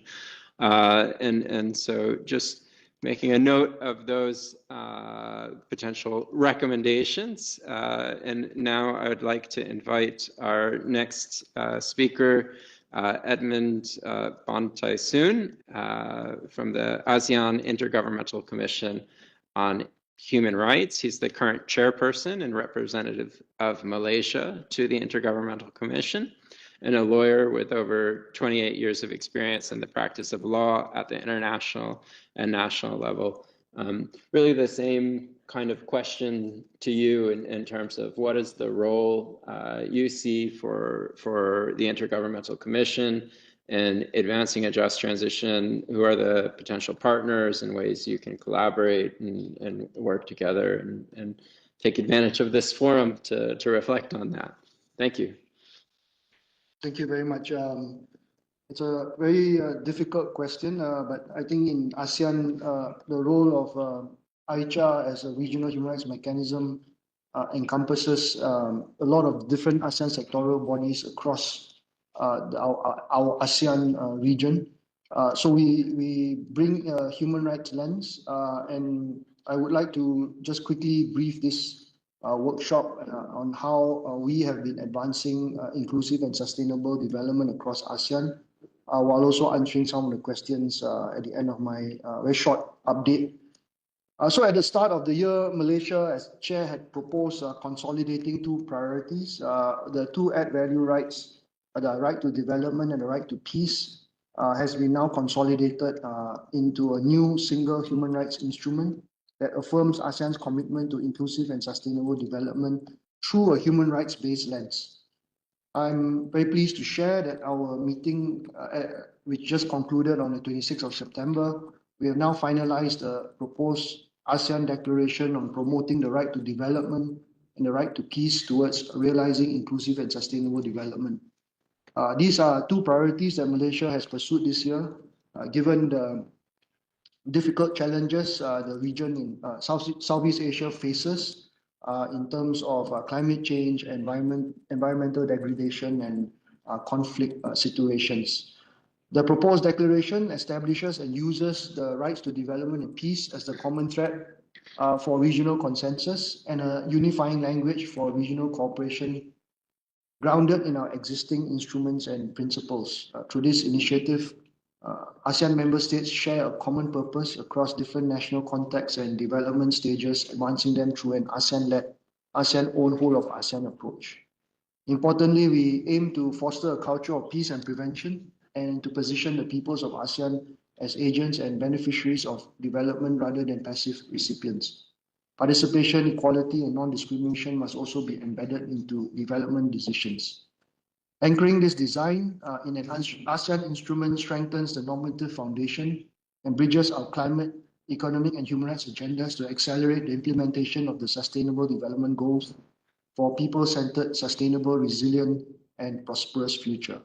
To realize the ASEAN 2045 vision that has just been adopted in May, which will guide us for the next 20 years, it is essential to align our green strategic measures with priority SDGs and clearly chart the pathways to reach the goals. Achieving a just and equitable transition will depend on coordinated efforts in several areas: green financing, strengthening climate resilience through protecting livelihoods, food systems, and health with targeted adaptation, social safety nets, early warning systems, advancing energy transition by scaling renewables, enhancing grids and efficiency, and ensuring decent work skills development and affordability while embracing digital transformation. Looking ahead, as an overarching regional commission, we have three different pillars: the political security pillar, social cultural pillar, and the economic pillar. And through our human rights lens, we attempt to mainstream human rights in all these three pillars, and that can be a real challenge in realizing the implementation of the SDGs. However, we hope that the declaration will continue to strengthen regional human rights protection, which includes fostering an environment that enables civil society to actively participate. International and regional human rights mechanisms would serve as vital catalysts and safeguards, becoming most effective when driven by bottom-up approaches. Only by creating space for civil society engagement and emphasizing grassroots involvement can human rights protection systems truly be effective. And that's something that we have been trying to do. We have 30 CSOs with consultative status. Finally, we must not forget to address new generation and emerging challenges such as rapid technological change, misuse of artificial intelligence, environmental degradation, and armed conflict, which necessitate regional collaboration in key areas, including business and human rights, climate action, the protection of those who work to promote and protect human rights, and support for communities in vulnerable situations. Thank you very much. On the partners, we are very keen and we continue to work with the UN, OHCHR at the human rights level at the Commission. We have, as I mentioned, the three different pillars: the ASEAN economic pillar, the ASEAN political security pillar, and the ASEAN social cultural pillar. That kind of architecture has within it government ministries and government agencies that implement the priorities of those different sectors. And for us, that's a challenge in how we can mainstream human rights through these three different pillars of ASEAN. Thank you very much. Thank you, and really great to hear more about the declaration, looking at the right to development, the right to peace, and advancing sustainable development in a holistic way. I think there's a lot there aligned with what we heard yesterday from Michael from the Committee on Economic, Social, and Cultural Rights with respect to the general comment they have just issued on sustainable development.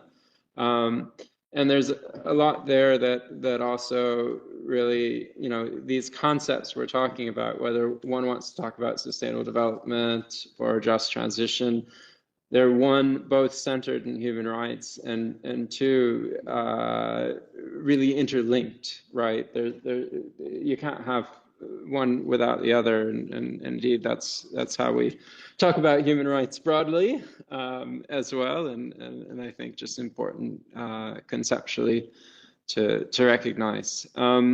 So our next speaker is Ms. Pichman Yofantong, chairperson of the UN Working Group on Business and Human Rights. Pichman is also an associate professor and head of research at the Center for Future Defense and National Security at Deakin University, and leads the Responsible Business Lab and Environmental Justice and Human Rights Project, which are funded by an Australian Research Council fellowship. So Pichman, very glad to have you joining us today, and there's been a number of points raised about business and human rights, and we'd really love to hear your perspective on the role of businesses in advancing a just transition and how that relates to regional mechanisms. Sure. Thank you very much, Ben, and to colleagues from OHCHR for inviting the UN Working Group on Business and Human Rights to be part of this important conversation today. And I very much look forward to hearing the results of the discussions as well later on. Now, let me just be unequivocal in saying this right at the outset.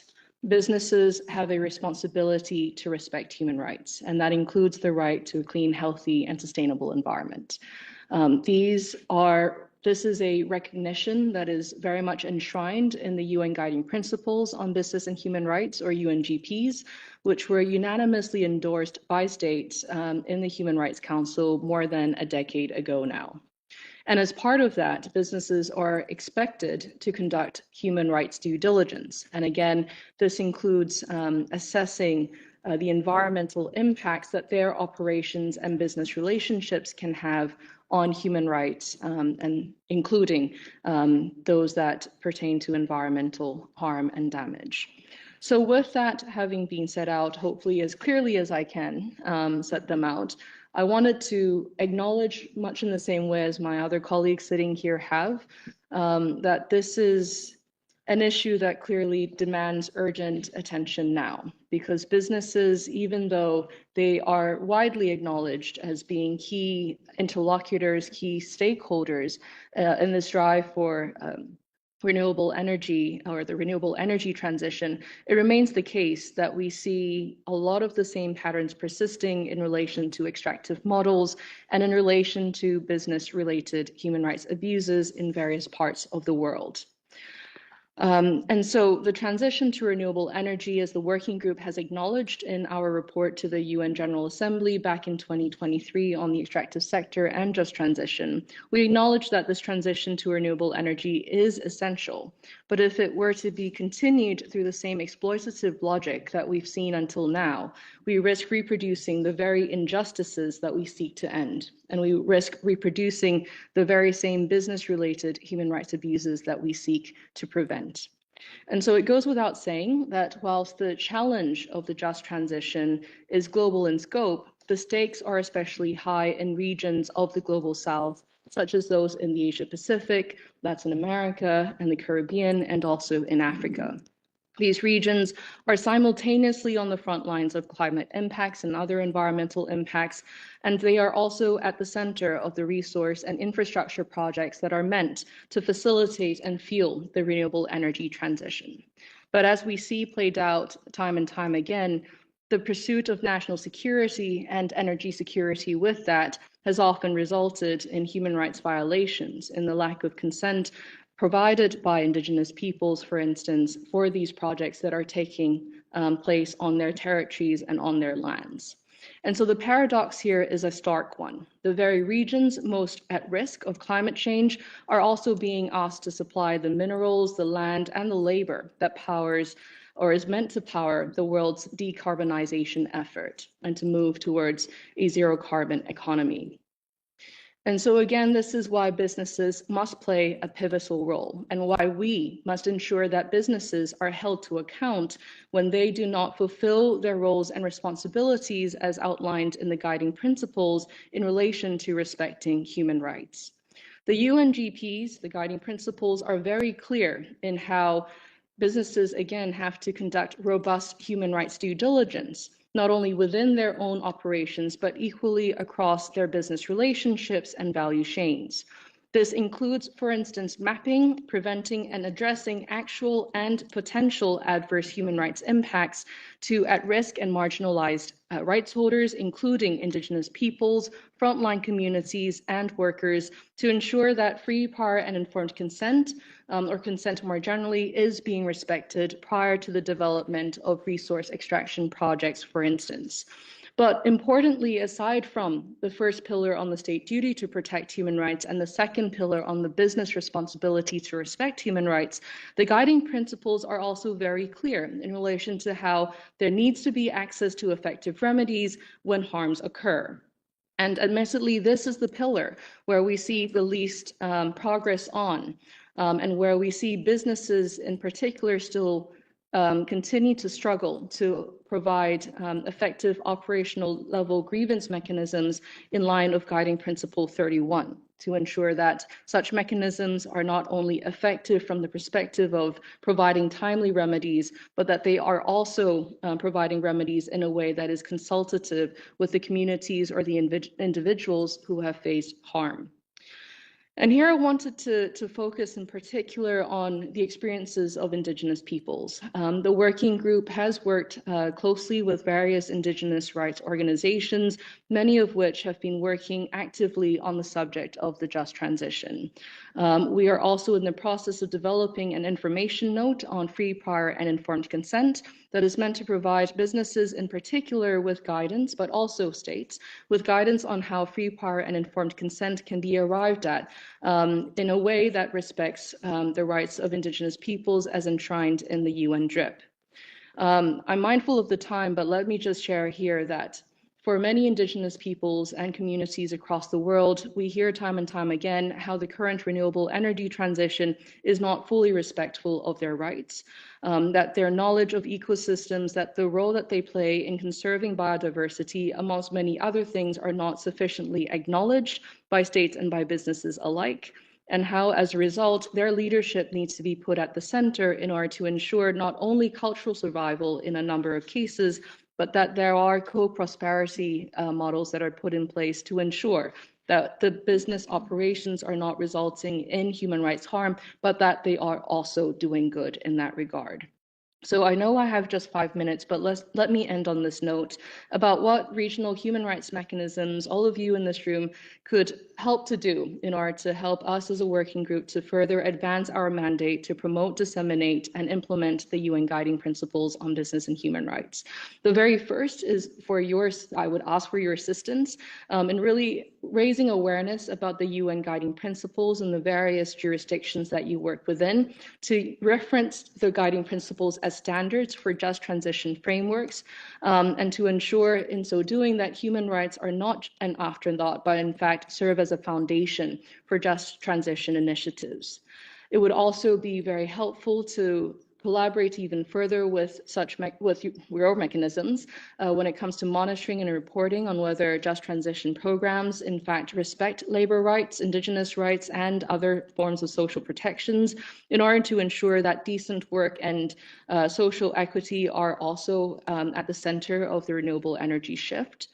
And then it would, of course, and this is something we hear all the time from affected rights holders, regional human rights mechanisms, along with national human rights institutions, play an invariably valuable role when it comes to providing platforms to affected communities to participate meaningfully in shaping policies, and in terms of providing also access or enhancing access to effective remedies for where harms may occur or where they have already occurred.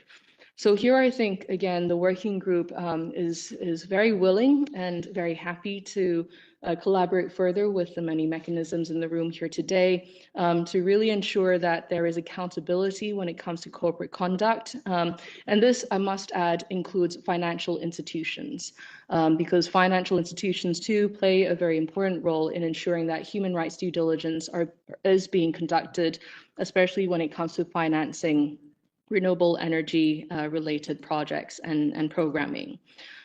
We would also love to see how we can work more with you on ensuring policy coherence and ensuring that national policies and regional initiatives are aligned with the UNGPs, and that national strategies for growth and energy security do not undermine human rights, but in fact enhance them through requiring businesses to conduct human rights due diligence. And this can include mandatory human rights due diligence where that process is embedded in national laws. And then finally, I think it's very important, as my colleagues have noted earlier, for us to be working together, for us to be speaking with one voice in relation to how important it is to prevent the reprisals and retaliation against environmental human rights defenders who are doing extremely legitimate and important work to ensure that the renewable energy transition is in fact a just one. So on that note, let me just end with the recognition again that we have a chance here, an opportunity to really deliver a just transition, one that advances human rights, promotes decent work, reduces poverty, and ensures that both people and planet are being safeguarded in a way that does not that ensures our continued survival as a human species. But I would also say that we need to ensure ultimately that this issue is not treated only as a human rights issue per se, but that it is also embedded into security agendas, that states in particular are holding businesses to account, because ultimately, as the UNGPs point out, the state duty to protect human rights is the very first pillar of the guiding principles, and the states have that obligation, to provide a conducive environment for businesses to be rights respecting. So on that note, I think I'll end there, but we just need to ensure that the renewable energy transition, as my colleagues say, is not just a transition, but in fact a just transition. So with that, I'll hand it back over to you, Ben. Thank you. Thank you very much, Pejman. And before I turn to our final speaker of the panel, I just remind you all to think about questions or comments you want to share with us at the end of these presentations. We'd really look forward to hearing your reflections on what's been shared before or so far.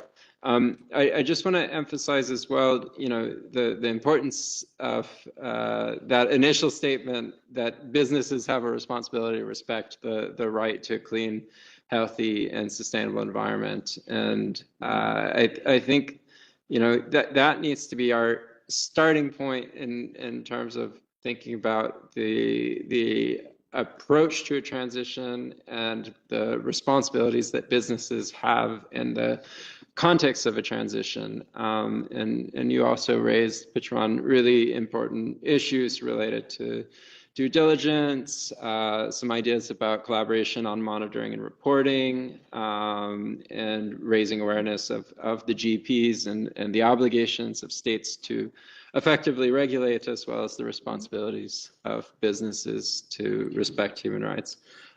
So Sandra Epal is she's the International Advocacy Director at the International Commission of Jurists.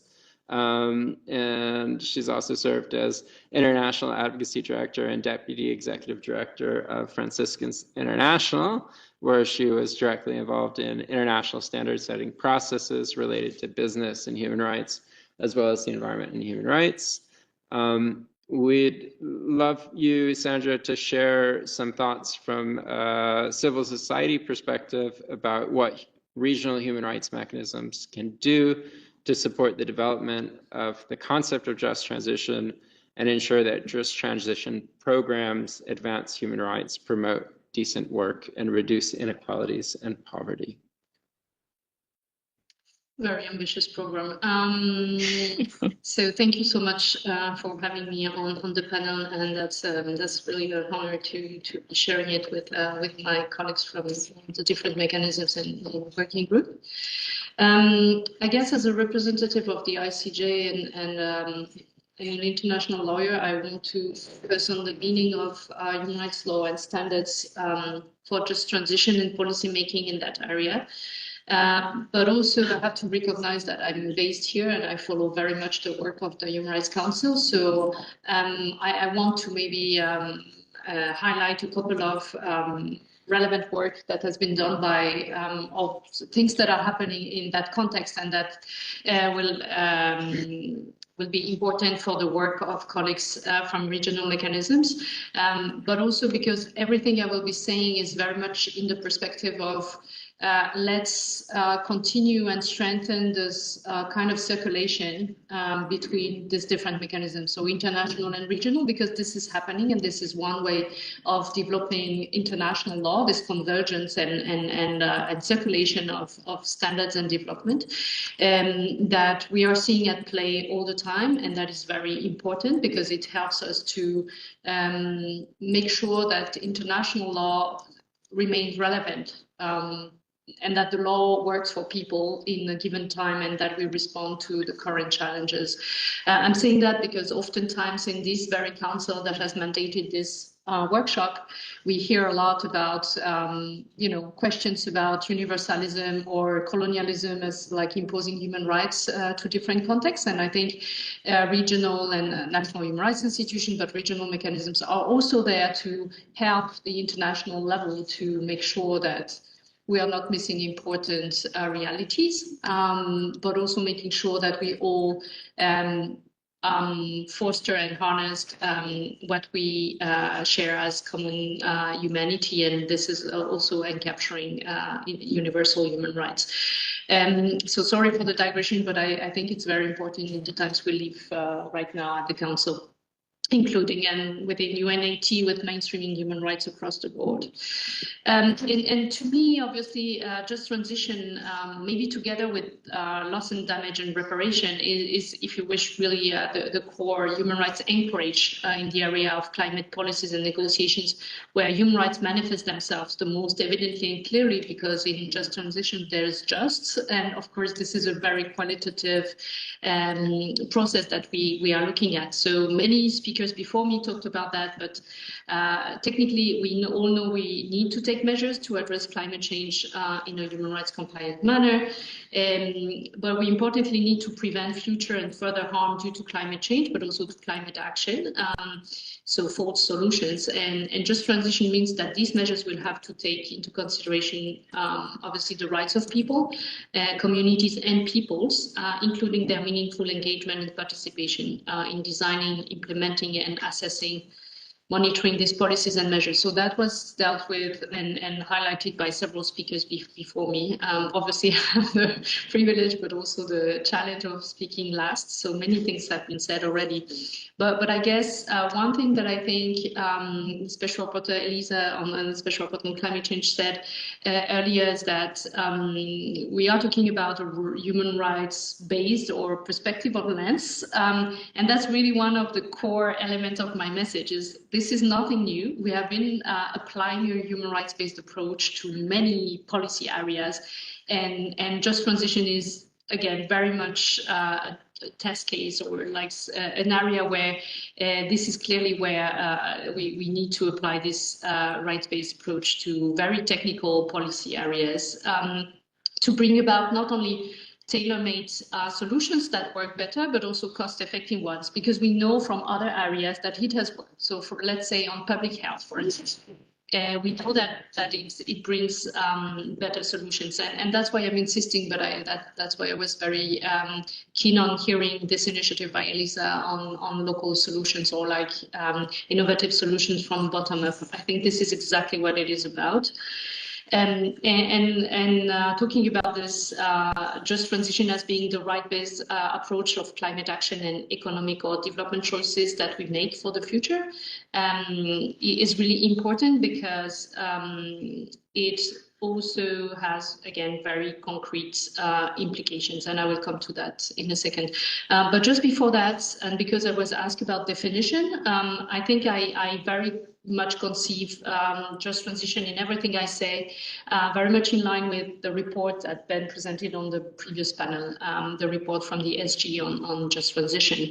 It's without undermining the fundamental role of the labor movement and of finding an advancing the just transition agenda. Obviously, I think there are, I want to consider the fuller spectrum of rights that is linked to just transition, as we heard so many times in the previous panel and the previous speakers.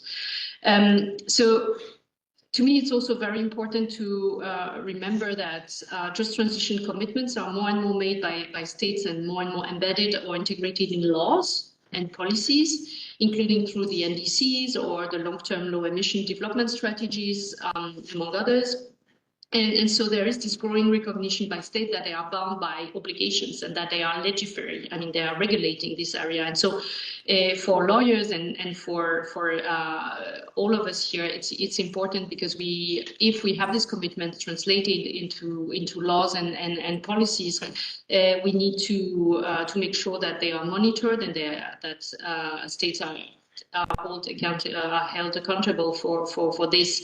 And the link between human rights and actionable strategies, national plans, etc., again, is nothing new in the area of human rights and human rights-based approach. So we have a lot of experience, including NGOs have a lot of experience in doing human rights-based monitoring of this and of technical areas. So hence my comment on the last panel as well, that this is maybe very technical and at times some institutions lack expertise, but it's not completely new in the sense that we are used to engage even as lawyers in very technical areas with the right expertise at hand.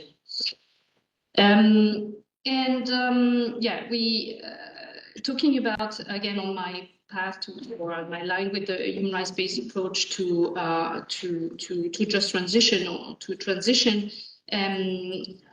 I think it's almost a sign of the times that now UNDP and FAO used to use the framework or the Panther framework as they use it, but now it's called Planet. And it's to make sure that, again, it's not inherently or conceptually important to mainstream human rights and to use human rights because we need to comply with human rights as a principle and as an objective, but it's also giving very instrumental or very concrete tools using human rights principles. So for instance, the Planet framework, it's planning participation, the link to human rights, making the link meaning making sure that policies are aiming at fulfilling human rights and realizing human rights, including just transition policies. Accountability, non-discrimination and equality, empowerment and capacity development, and transparency. And again, this is just a way to say that it is not an academic exercise. It gives really an analytical framework, but that is very actionable and is very concrete. And we saw that again in other areas. So there is no big major challenge to apply it to just transition. And just to give one example of why this is important, and not only conceptually or academically, just taking participation and meaningful engagement. So I think other examples have been given, but I always think of one that has really stayed with me, and it comes from the constituency, and I will close with that, is really from the disability constituency working on climate change. So colleagues from disability groups always give these examples that if you develop certain policies that on the face of them are very good for the environment and to fight against the negative impact of climate change, so for instance, to ban plastic straws to drink, right? This is the good thing to do. This is good for the ocean. This is good for to avoid toxic pollution, pollution, etc. But obviously, when these policies were taken in many different countries, no one had thought of what it means for people who rely on straws to be able to drink.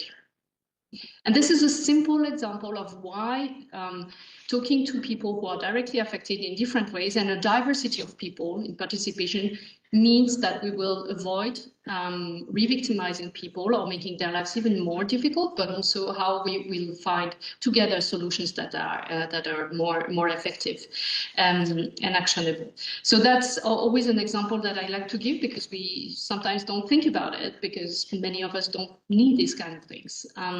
And so I think it's always important because it helps us to go beyond tokenism and procedural exercises.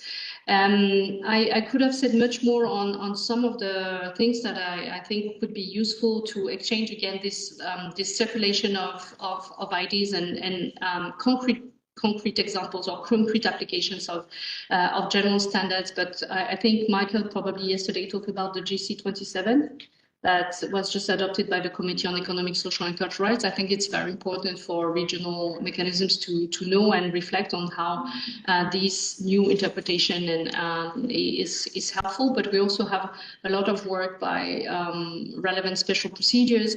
And very recently, again, we have the special rapporteur now on water who has just published and presented this report on the nexus between energy and water, where you find a lot of useful things on just transition.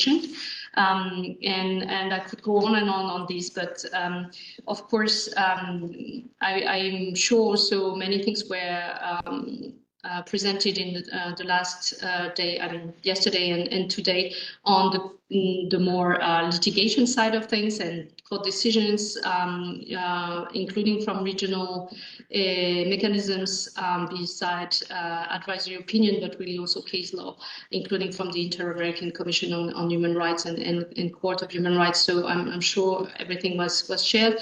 But the two last thing I will leave with all of us is again, keep integrating the work between regional and international mechanisms because it's our daily bread, including as NGOs. We use that to make sure again that the law respond to the needs and realities of people on the ground.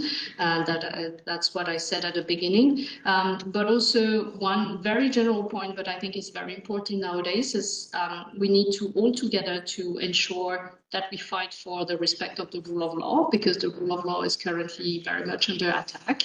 And I think that everything we are doing, national human rights institutions, courts, commissions, every kind of decisions and things that we put out, if we have an understanding that it's not a problem to ignore and to even prevent this work, then it will be very difficult to ensure that transition is just. So I think it's a general call to from an ICJ that is an institution that has fought for the rule of law for the last 70 years to not forget this very general point. Thank you. Thank you very much. And I think it's interesting that the point about needing to go from the regional to the international level, that we haven't really heard much, if anything, spoken to the international processes, the climate negotiations, COP30, where there will be negotiations of just transition work program, the biodiversity negotiations, which we did hear from Armenia about yesterday. But I think there's a tremendous amount of space maybe to speak a little bit more towards some of those connections about how the regional mechanisms can or do engage at the international level, and then of course how they also support action at the national level. And I think looking further at those linkages and hearing from those of you here from some of the mechanisms about some of the ways that you're collaborating either at the international level or to support action at the national level would be wonderful. One of the very first sort of things that happened after the GA adopted Resolution 76/300 on the right to a healthy environment is that there was a reference made to that resolution in the CUP cover decision that followed immediately after, and also just sort of thinking about how do we continue to work and increase consistency across these processes. So I am looking for hands, comments, questions. I know we're at the end of 2 days, but I would really, go right ahead. Thank you very much, Mr. Chair. Actually, I didn't want to intervene, but I want to thank Sandra for raising the point about the Global South. And these are comments that I don't want to make in terms of what I agree with a lot of the substantive information and the sharing and the normative standards.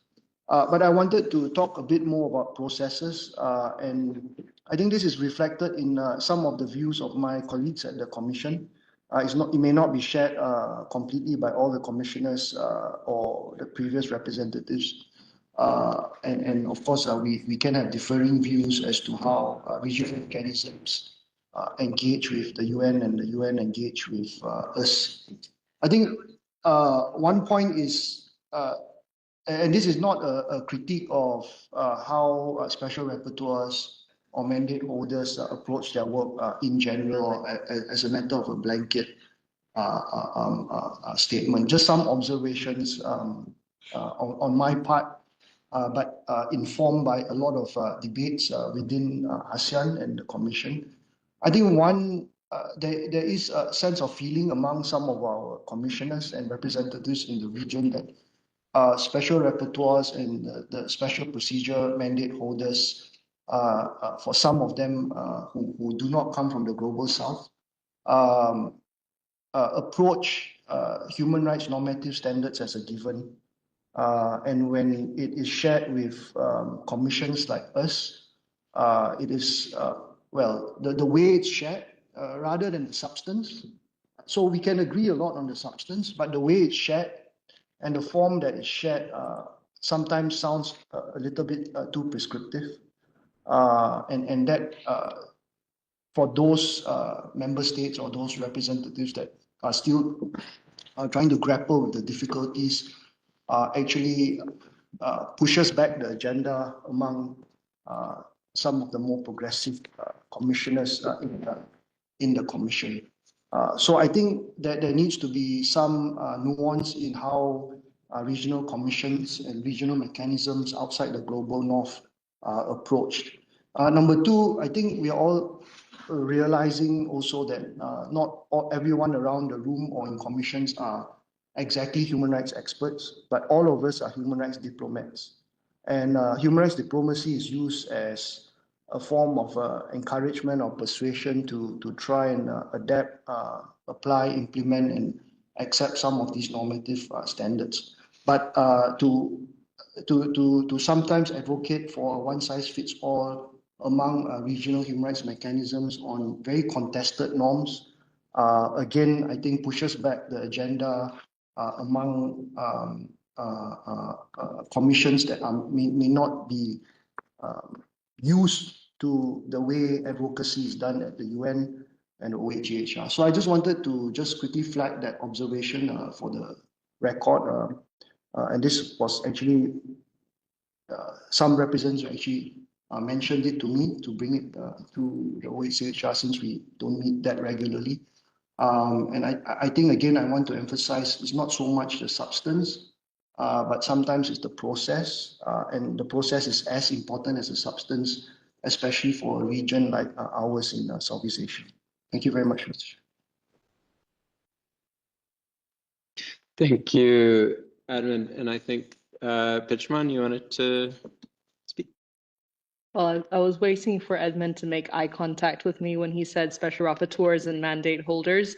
But look, I think it's a valid point, right? That process has to be nuanced, and there is no such thing as a one size fits all. We say the same thing when it comes to the UNGPs, but in respect to the concept of human rights due diligence.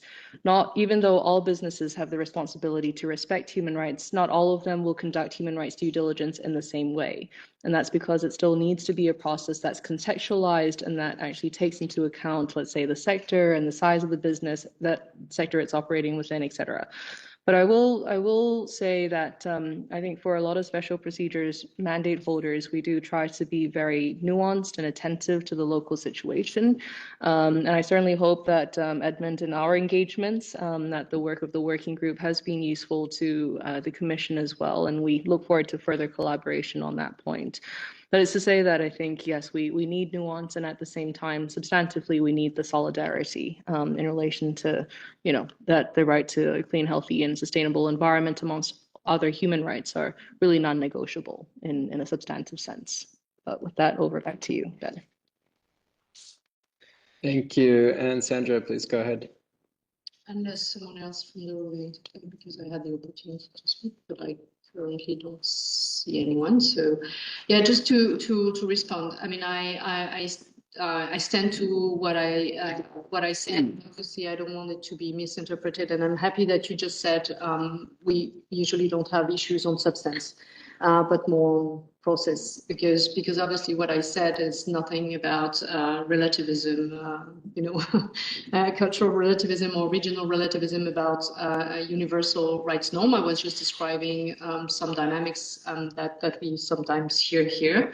And I really insisted on the fact that obviously everything we do is to make sure that international law still works for people. And obviously sometimes we have treaties that have been adopted, and even environmental law agreements, but mostly on human rights law, that date back from the 50s or the 60s, and they were mostly not really explicit on what it means for environment or climate and for the right to a clean, healthy environment.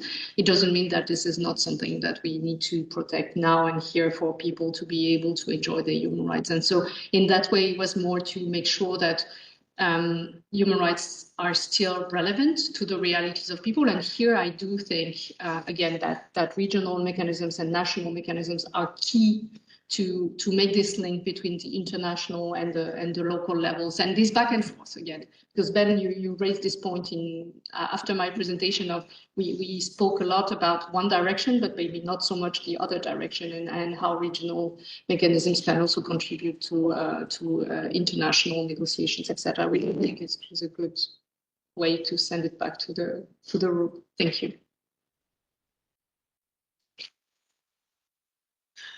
Thank you, Sandra. And I am checking the room one last time to see if there's any further comments. And I would also just invite the panelists if they have any final reflections they would like to share. But first, Ana Paula, please go ahead. I was hesitating, taking the floor now. We're so close to ending, you know, like I think people just want to wrap up. But this topic is too close to my heart, and I found that the discussions and the presentations in both panels are very interesting. I'm happy to see Pichamo here, because if you've seen how much of business has been mentioned throughout all the panels in that discussion. But I think what we are basically dealing is that thinking of the role of courts, of commissions, of the different mechanisms. When you have just transition, basically we are going to be saying, like, states, you're doing very bad things. You are not transitioning fast enough. But then we are also going to see, like, oh, the way that you are doing might be problematic. So it's a very complex on how to measure that, how to weight. Not only on not doing enough fast enough, but also not doing it well.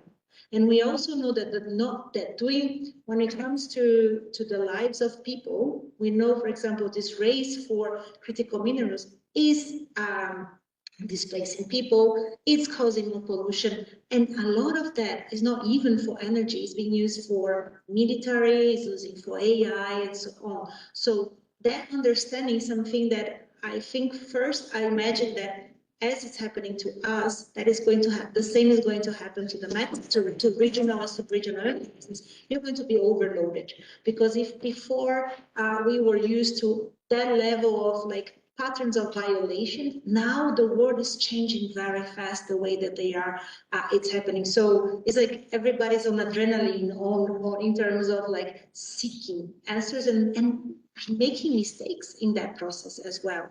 So I think that comes tidying up with the other panels as well when we talk about the role of environmental human rights defenders, also as knowledge holders, listen to what they say. Indigenous peoples are very much affected in that just transition because it's changing. The same way that climate change is changing their ways of living, that just transition, the way that is not done properly, so that's not called just transition, but the transition is also harming them. So let's find that space, but also in terms of access to justice, and also accessing, so they all complement. But I think perhaps one reflection that would be interesting to see from the panel is more related, like what is the role that regional mechanisms, sub-regional mechanisms, but also mandate holders can have in making sure that we work on prevention. So we are not just working, we are not working as a response to, but working prevention to make sure that the transition actually fulfills the objective that is deemed to achieve, that is climate justice. So yeah, just working more on that idea of prevention tied with just transition. And that's it. Wonderful. Thank you very much, Anna. One last chance if there are final questions or comments from the audience, and then I'll give our panelists that would like a minute or so to respond to that question from Anna. Okay, who would like to take Javier? Go for it. Muchas gracias por estas reflexiones y preguntas. Creo que hay, vuelvo a decir, creo que hay algunos temas de fondo que son claves para poder operar con esta realidad específica desde el sistema interamericano de derechos humanos, por lo menos. Uno de esos aspectos es cierto vacío normativo que tienen muchos de los países. Por ejemplo, en los temas de empresas y derechos humanos, tenemos soft law a nivel de Naciones Unidas, tenemos también un informe de la Comisión Interamericana de Derechos Humanos y la Redesca sobre estándares interamericanos de empresas y derechos humanos. Tenemos, no del todo generalizado, pero bastante generalizado, normas programáticas vinculadas a la política pública de empresas y derechos humanos, planes de empresas y derechos humanos. No tenemos leyes de debida diligencia en forma generalizada. Y de hecho, hay algunos países que están procesando discusiones parlamentarias vinculadas a leyes de debida diligencia, pero habría que ser muy optimista para considerar que estaríamos frente a una transformación normativa interna con un impacto relevante. En el ámbito internacional tenemos un debate estancado desde hace ya más de 10 años, vinculadas a un tratado internacional que establezca algunos estándares normativos vinculantes de empresas y derechos humanos.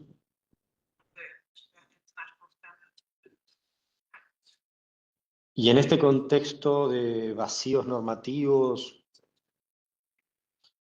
vuelvo a decir, también de actividades que se amparan en tratados de protección de inversiones, bilaterales de protección de inversiones.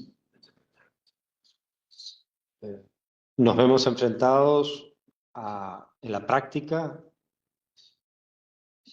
a una situación difícil desde la perspectiva de la garantía, la protección de los derechos humanos en el contexto de extractivismo de minerales críticos o grandes obras de infraestructura vinculadas a parques eólicos, o energía solar, etc. Y para colmo, contamos en muchos casos o con una institucionalidad de control, supervisión, monitoreo, que en algunos casos es débil, en otros casos se encuentra de alguna forma desfinanciado, no cuenta con los recursos necesarios para poder realizar los controles.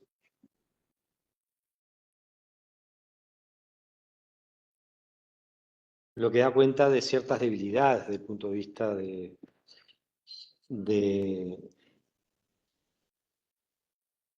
actuar, de la actuación del aparato público, de forma de poder actuar en forma preventiva. Dificultades que son tanto normativas como institucionales. A mí me ha tocado como relator especial tener una reunión con una persona que tiene a su cargo la jefatura de un ministerio de ambiente en uno de nuestros países, que me mencionaba de que si no es a través de apoyo de la cooperación internacional, no tiene los cuadros técnicos para medir la polución del agua de un río. En este contexto es muy difícil pensar en el mundo ideal de la prevención. Y en este contexto es donde se verifica y verificamos en la actuación de monitoreo situaciones críticas vinculadas a violaciones de derechos humanos en el contexto de la transición energética.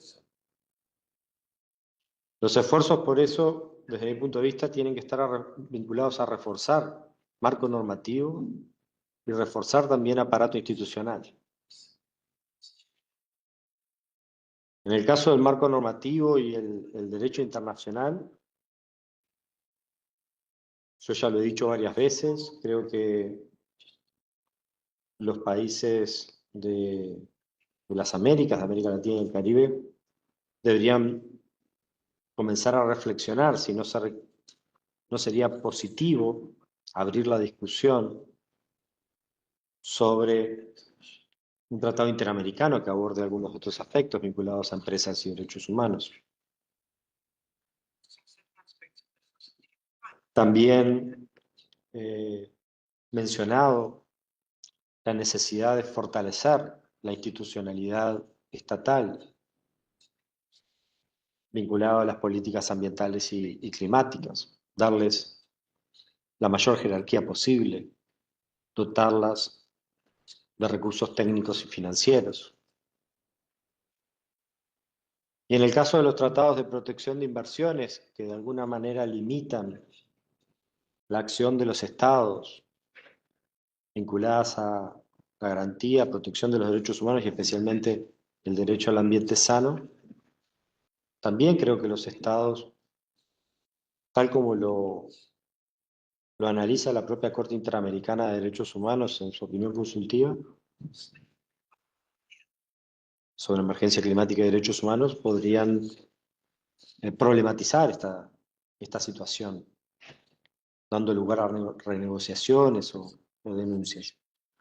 Creo que hay desafíos normativos muy claros y que no actúan, vuelvo a decir, en el vacío, y voy a lo primero que dije cuando tomé la palabra en este panel. Muchos de nuestros países, los países de la región, no tienen un menú muy grande de estrategias de desarrollo.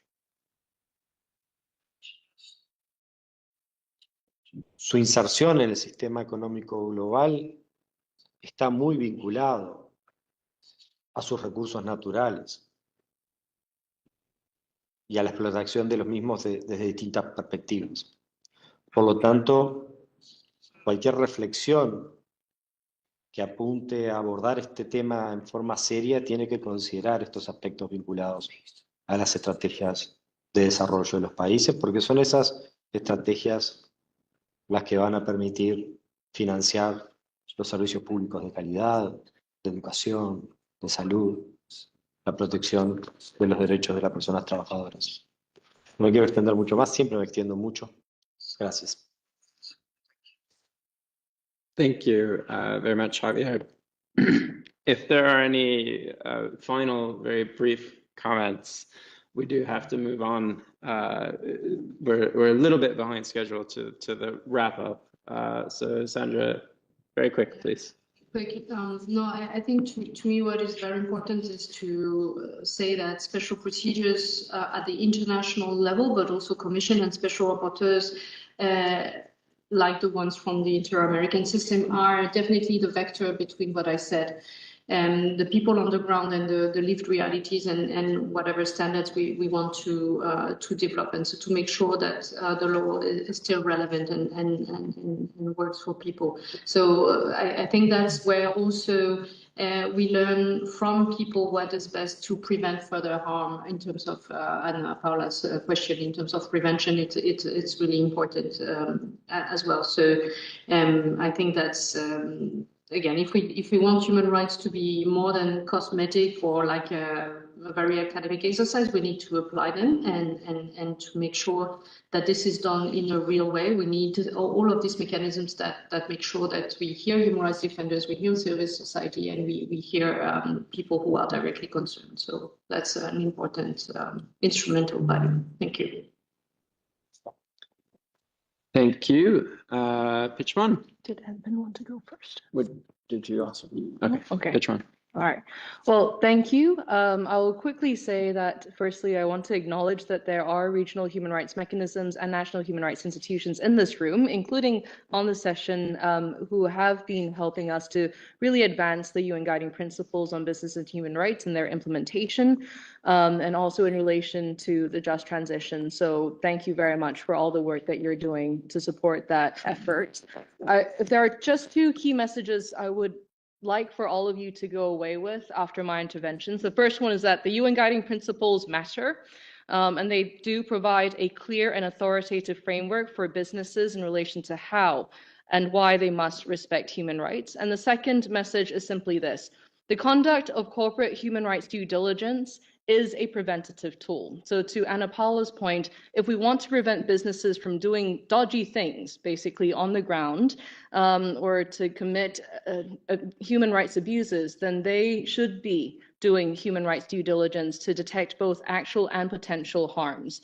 They need to address them and also mitigate them and remedy them when they occur. So I would say that this is where both states and businesses need to come together to ensure that this is happening. And this can include both through national action plans on business and human rights, but equally through mandatory human rights due diligence laws. So on that point, back to you, Ben. Thank you. Wonderful. Thank you all. If everybody could join me in a round of applause for our panelists.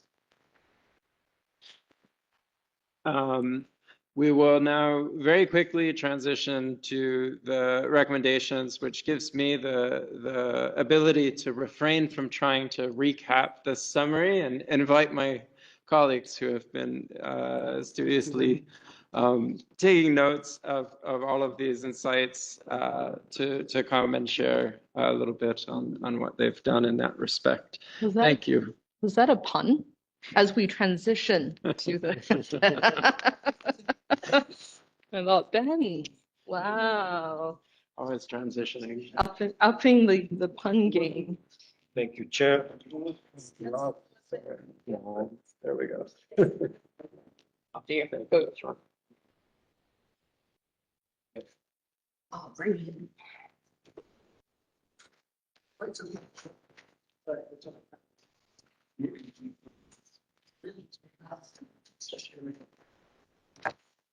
Maybe here.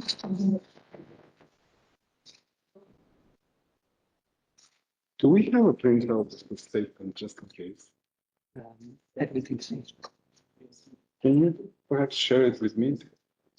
Yeah. Or something? Yeah. I can read it from my phone. Maybe now. It doesn't appear for some reason. Here. He's here? Yes. Yeah. Oh, yeah, he's here. You sit on your right. Where would Normally, I can change swap them. this is his nameplate? Oh, that's you? Yeah. Yeah, you stay here. And yeah, this is here, exactly. Very good.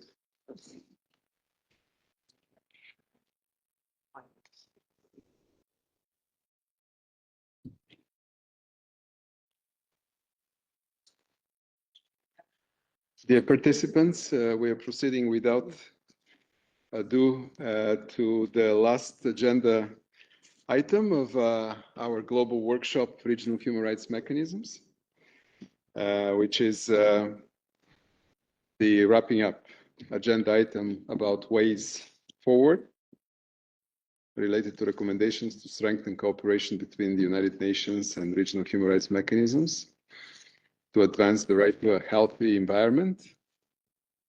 This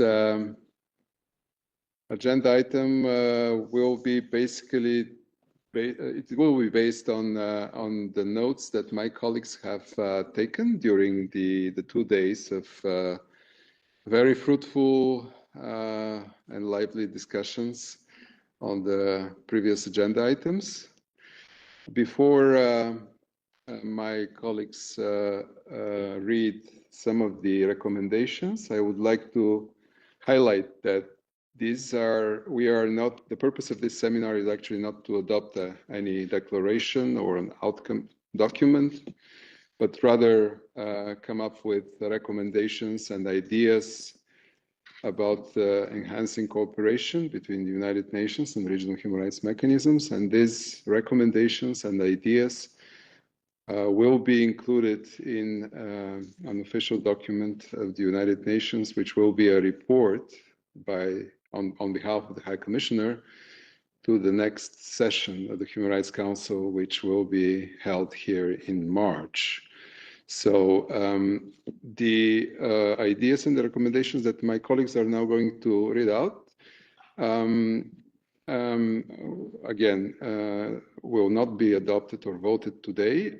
Rather, you're going to have some time to add something that is missing, to fill some gaps in what will be read. And then again, all this is going to be reflected in the report of the High Commissioner. Without further ado, I would like to give the floor to my colleague Matthias Klettermeier, Human Rights Officer in the National Institutions and Regional Mechanisms section of the Office of the High Commissioner. Thank you, Vladan. I will start by just mentioning some of the best practices and recommendations that were mentioned under agenda item 1, which were the first 3 panels yesterday. The theme was taking stock of developments in cooperation between the United Nations and regional human rights organizations since 2022 and identifying areas for enhanced cooperation. So it was clear from the discussions that information sharing goes both ways with the United Nations and international mechanisms informing the work of regional mechanisms, while these regional mechanisms also in turn inform the work of the United Nations.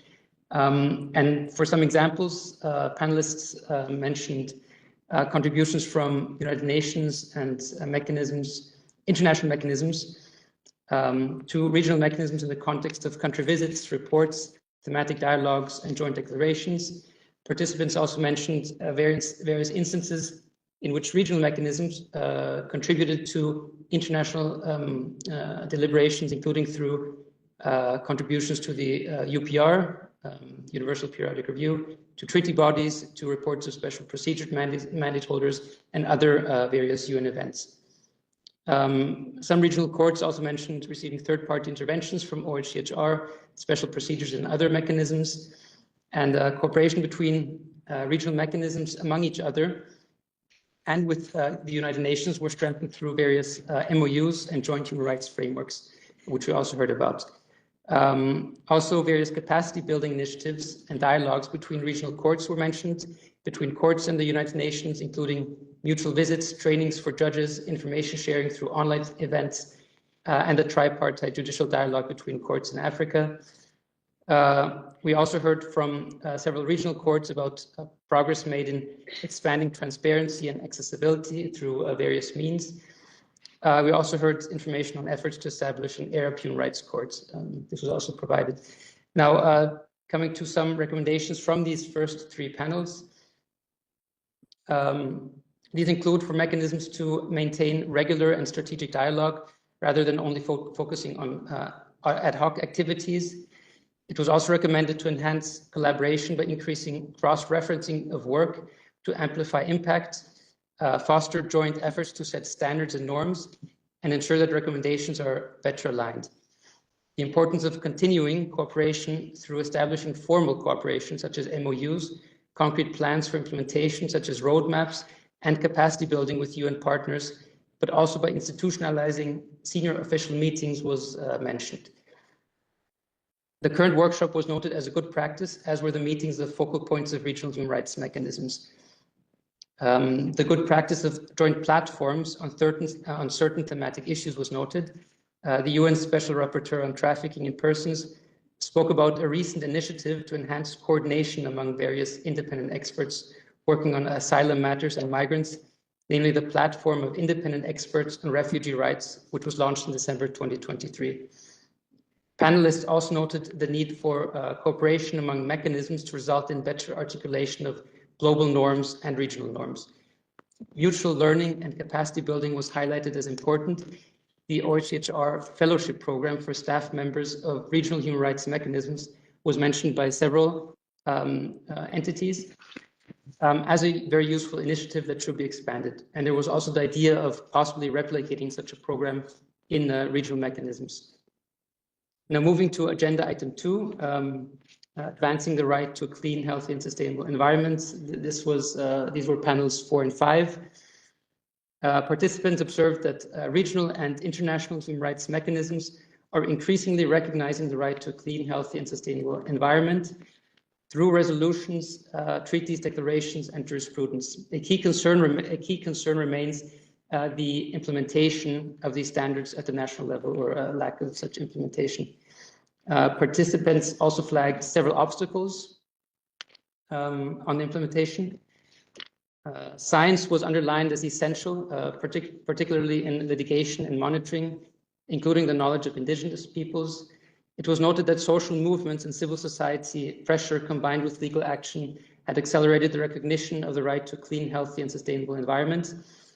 And now to some key recommendations made. These include streamlining cooperation on the right to a clean, healthy, and sustainable environment by establishing a platform where regional and international mechanisms can exchange information and practices, including on normative developments on this right, case law, lessons learned in adjudication, and implementation of judicial decisions and challenges.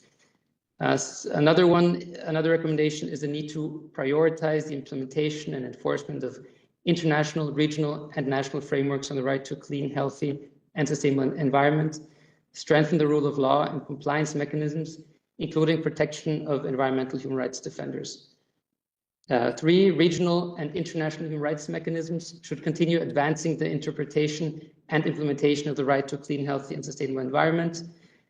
4, it is essential to address inadequate regulations of business enterprises, including deregulation, by regulating private actors with clear due diligence frameworks, addressing obstacles to access to justice for environmental harm, and ensuring effective remedies.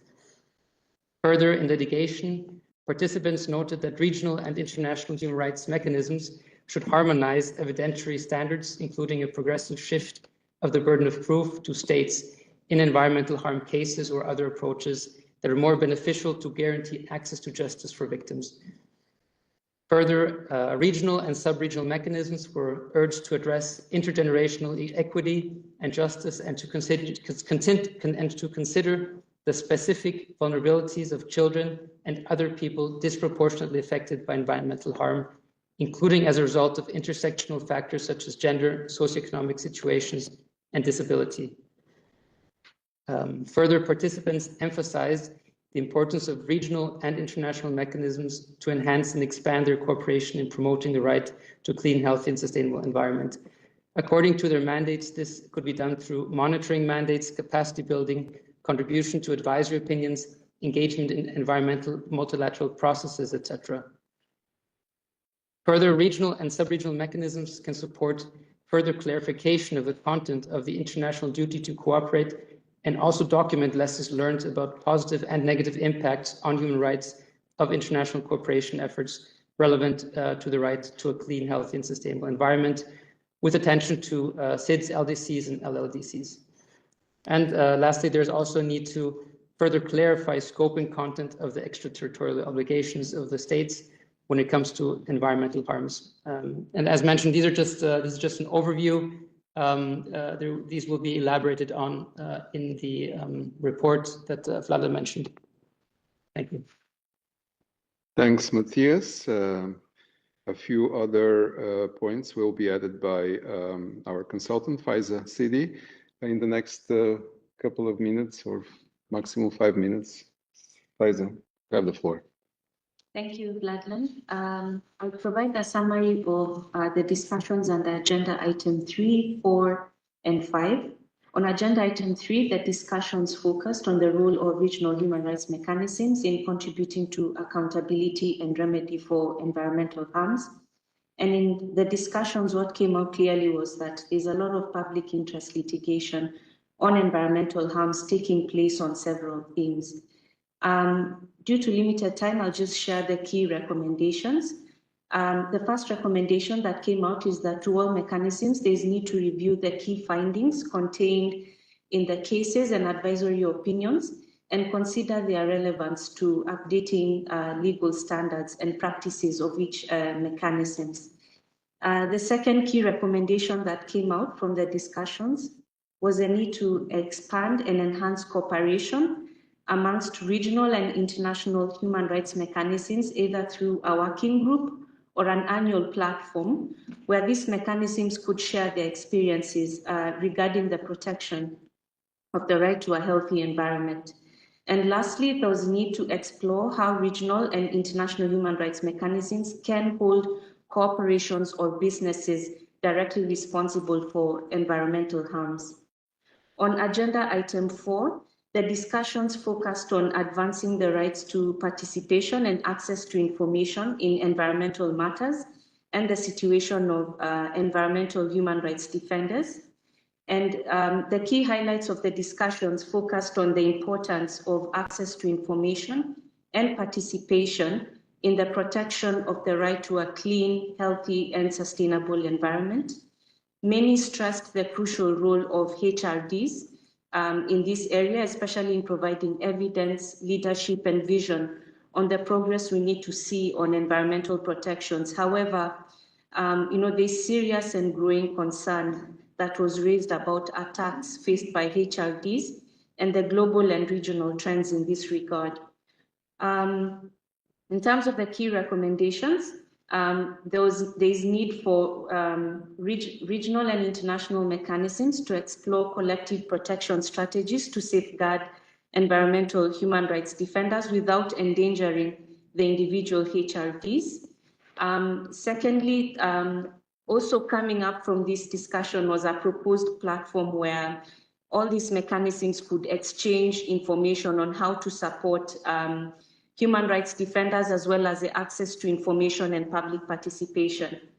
Another recommendation coming up is that there's need to support regional mechanisms in applying intersectional approaches to secure the right to information, participation, and access to justice for all environmental human rights defenders. Also, there's need to encourage regional and international mechanisms to ensure that their processes are accessible to frontline defenders. Lastly, that there's need for regional and international mechanisms to encourage states to adopt anti-SLAPP legislation to protect HRDs from frivolous legal claims. Mm-hmm. On agenda item 5, which was the last panel. Sorry, give me a minute.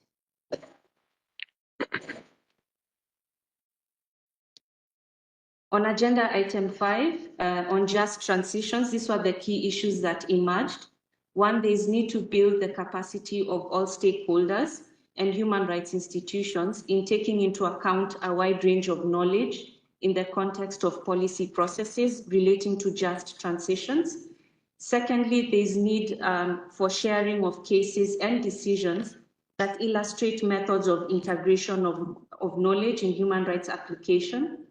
There is also need to map and exchange novel approaches to foster community-led and intergenerational approaches to the promotion of a just transition.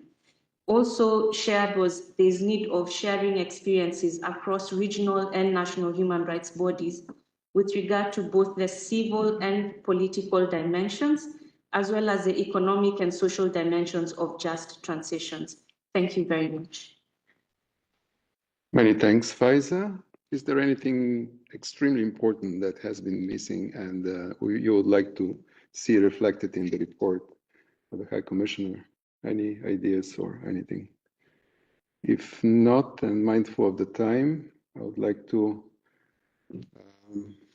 give the floor now to Abdulaziz Tioe, the Deputy Director of Global Operations Division in the Office of the United Nations High Commissioner for Human Rights.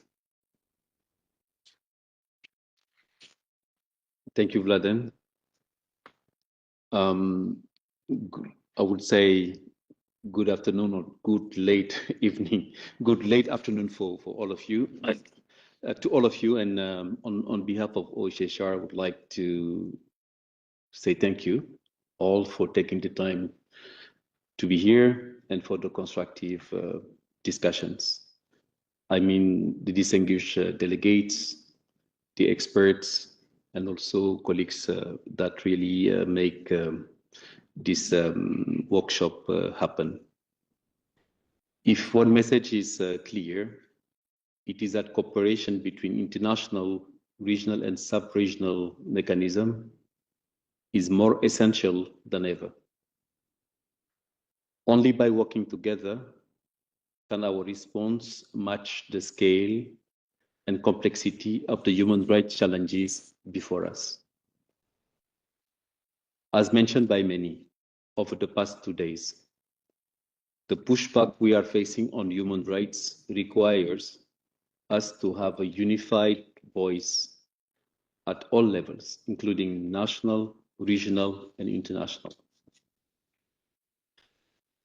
The case in point is the triple planetary crisis, I should say, climate change, biodiversity, loss, and pollution, whose scale, speed, and cross-border impact necessitate collective action. Of course, cooperation is central. It has been mentioned by colleagues in the recommendations.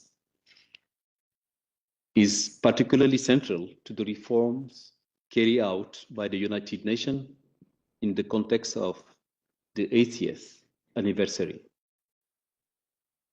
As OHCHR expands its regional presence and engagement, we will work more directly with regional human rights mechanisms.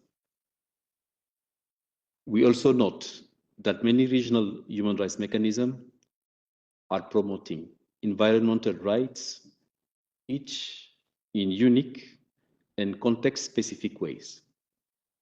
It is encouraging to see how everyone is tackling the issue. Our hope now is that these efforts can be coordinated in more strategic way. Strategic and regular cooperation between UN mechanism and regional and sub-regional mechanism will be crucial for aligning approaches, bridging gaps, and accelerating progress towards the right to clean, healthy, and sustainable environment. This can also strengthen the impact our efforts will have with regards to preventing harm, regulating private actors, and ensuring access to remedies for rights violations. We appreciate your feedback on the ongoing cooperation initiatives with OHCHR, including the fellowship program for staff of regional human rights mechanism. We welcome the positive feedback we have received on its practical value and the need to expand the opportunity for more participants. In closing, I would like to say thank you to the permanent mission of Belgium for its leadership on the Human Rights Council resolution that made this workshop possible, and also the unwavering support lent to OHCHR. We are grateful to all panelists, moderators, and participants for your engagement.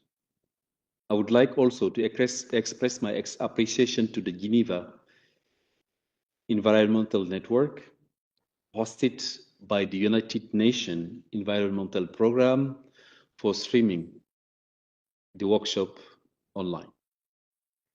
I now declare the workshop closed and wish you safe travel back home. Thank you.